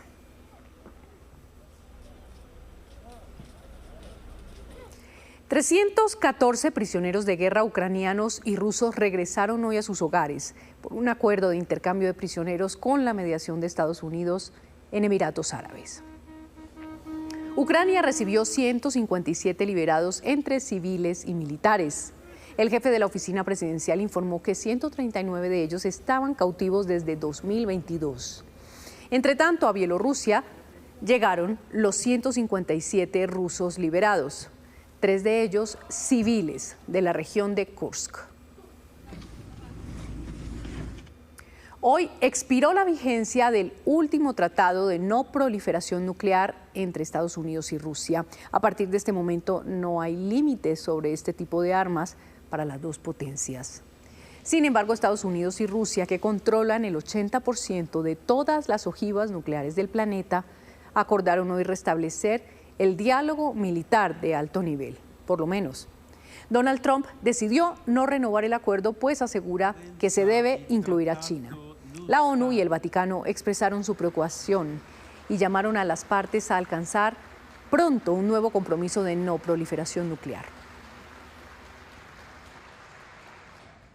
Margarita, gracias. A las 2:57 volvemos al plano nacional para revisar cómo avanza la situación de miles de familias, esta vez en Santa Marta, tras las inundaciones generadas por las lluvias. No hay agua potable en ese lugar ni frazadas y muchas personas han tenido que dormir a la intemperie. Winton de Farías, ¿cuál es el balance de esta emergencia en la ciudad?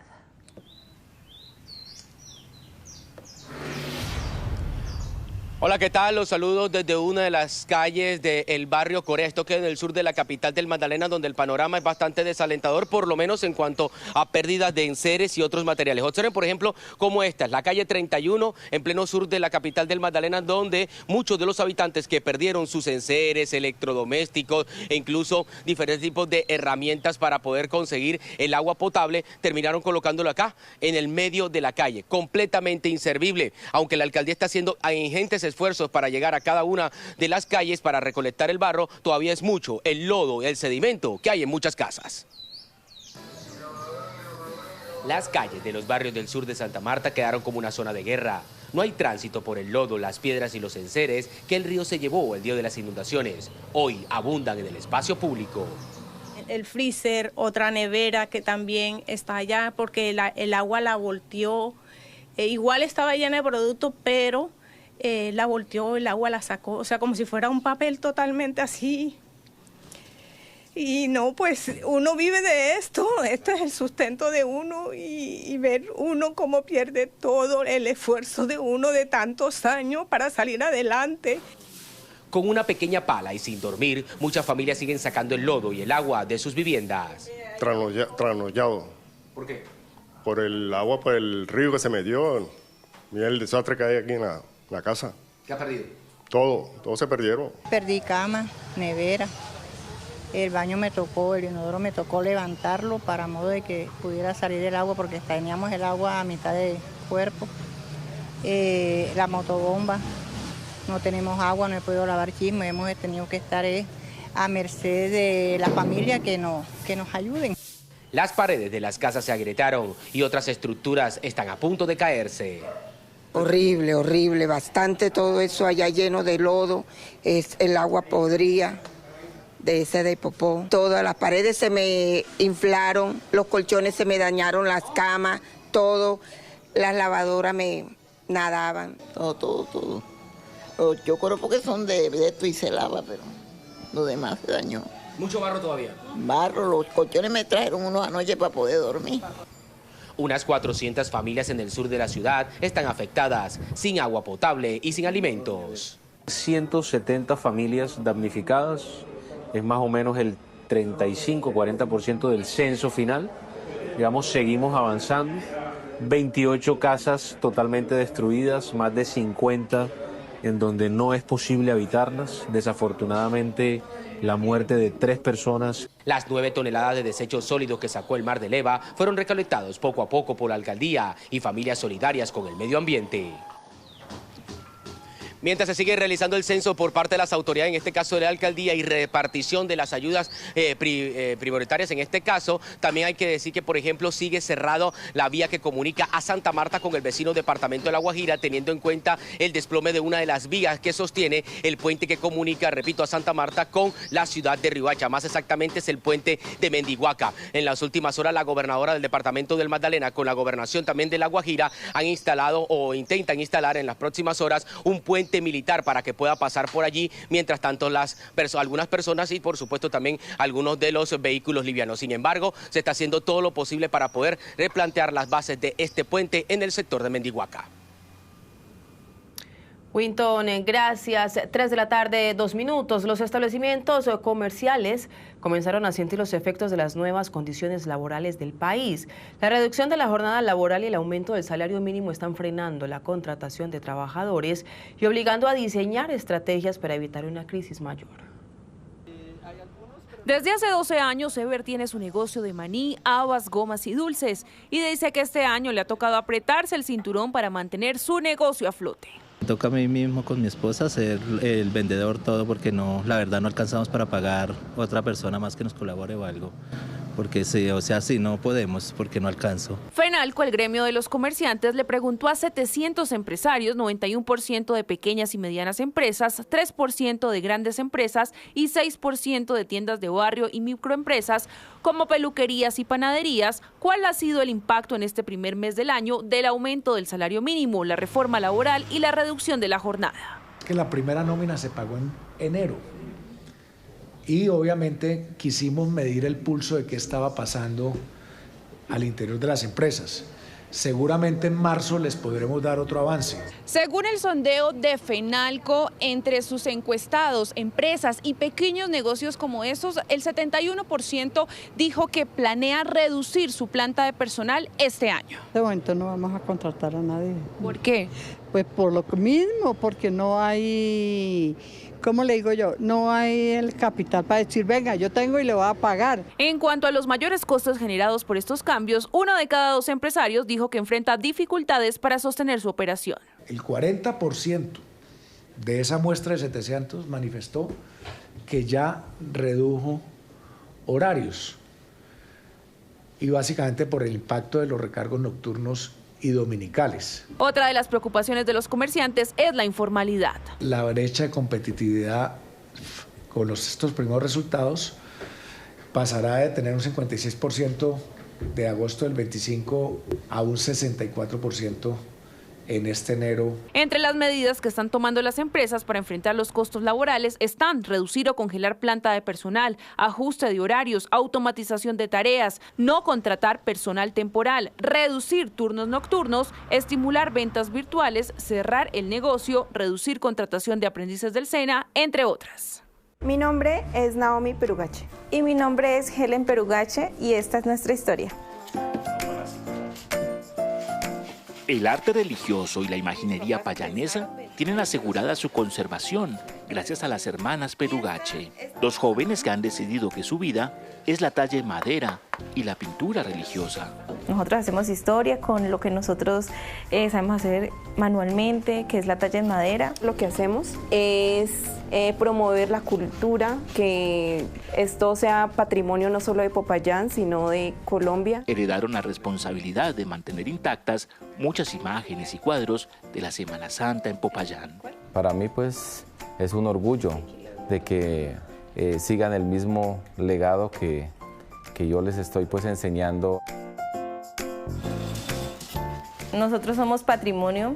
Aquí es donde se crea la Semana Santa. Su pasión por la restauración de imágenes y pinturas religiosas como los Cristos de las procesiones les ha permitido consolidar sus sueños. Exploren sus habilidades, que no tengan miedo a seguir sus sueños, que vayan más allá. Por su trabajo en la restauración y protección de una de las tradiciones más antiguas de América, Melan y Helen Perugache son dos colombianas que hacen historia.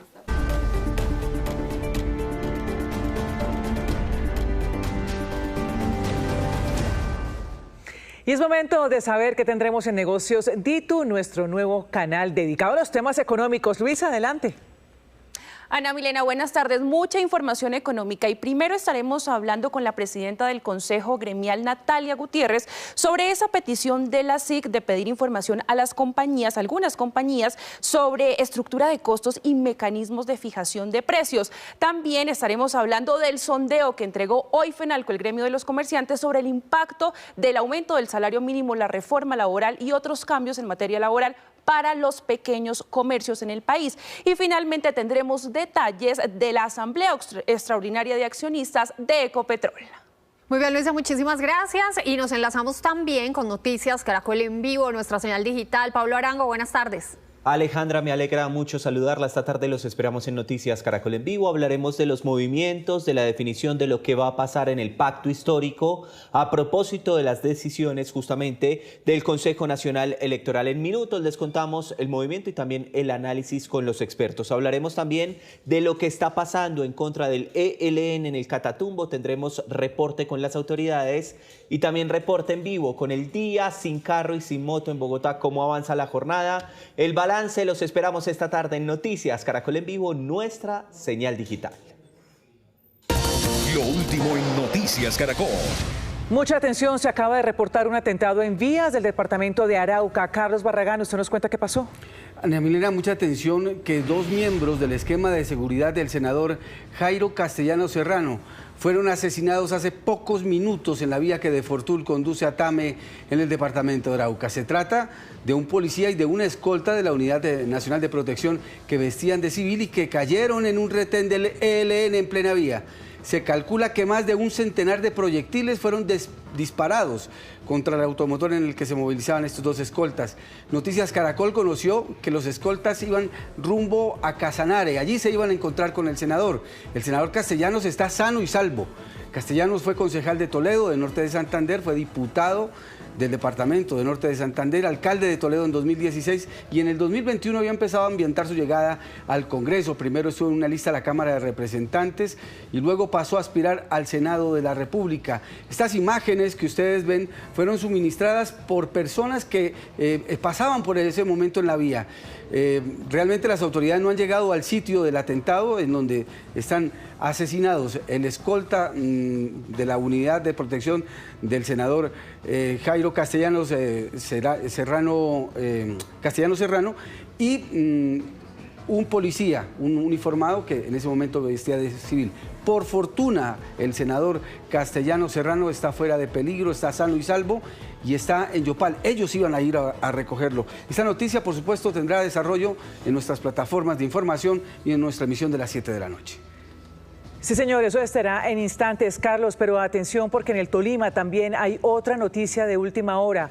Un accidente de tránsito tiene cerrada a esta hora la vía entre Calarcá y Cajamarca. El hecho se registró en el túnel conocido como Los Azulejos, donde 2 vehículos de carga pesada se estrellaron, generando un volcamiento. Uno de los conductores falleció. Porque le dije al conductor, orillate, mira. Terminamos esta edición informativa. Ustedes, gracias por su sintonía. A las 7 de la noche los esperamos en una nueva edición. Pueden seguir conectados con el desarrollo de las noticias a partir de este momento en la señal digital de Noticias Caracol en nuestras plataformas digitales. En el canal Caracol ya viene Tormenta de Pasiones. Esto es Noticias Caracol, primero la gente. Feliz tarde.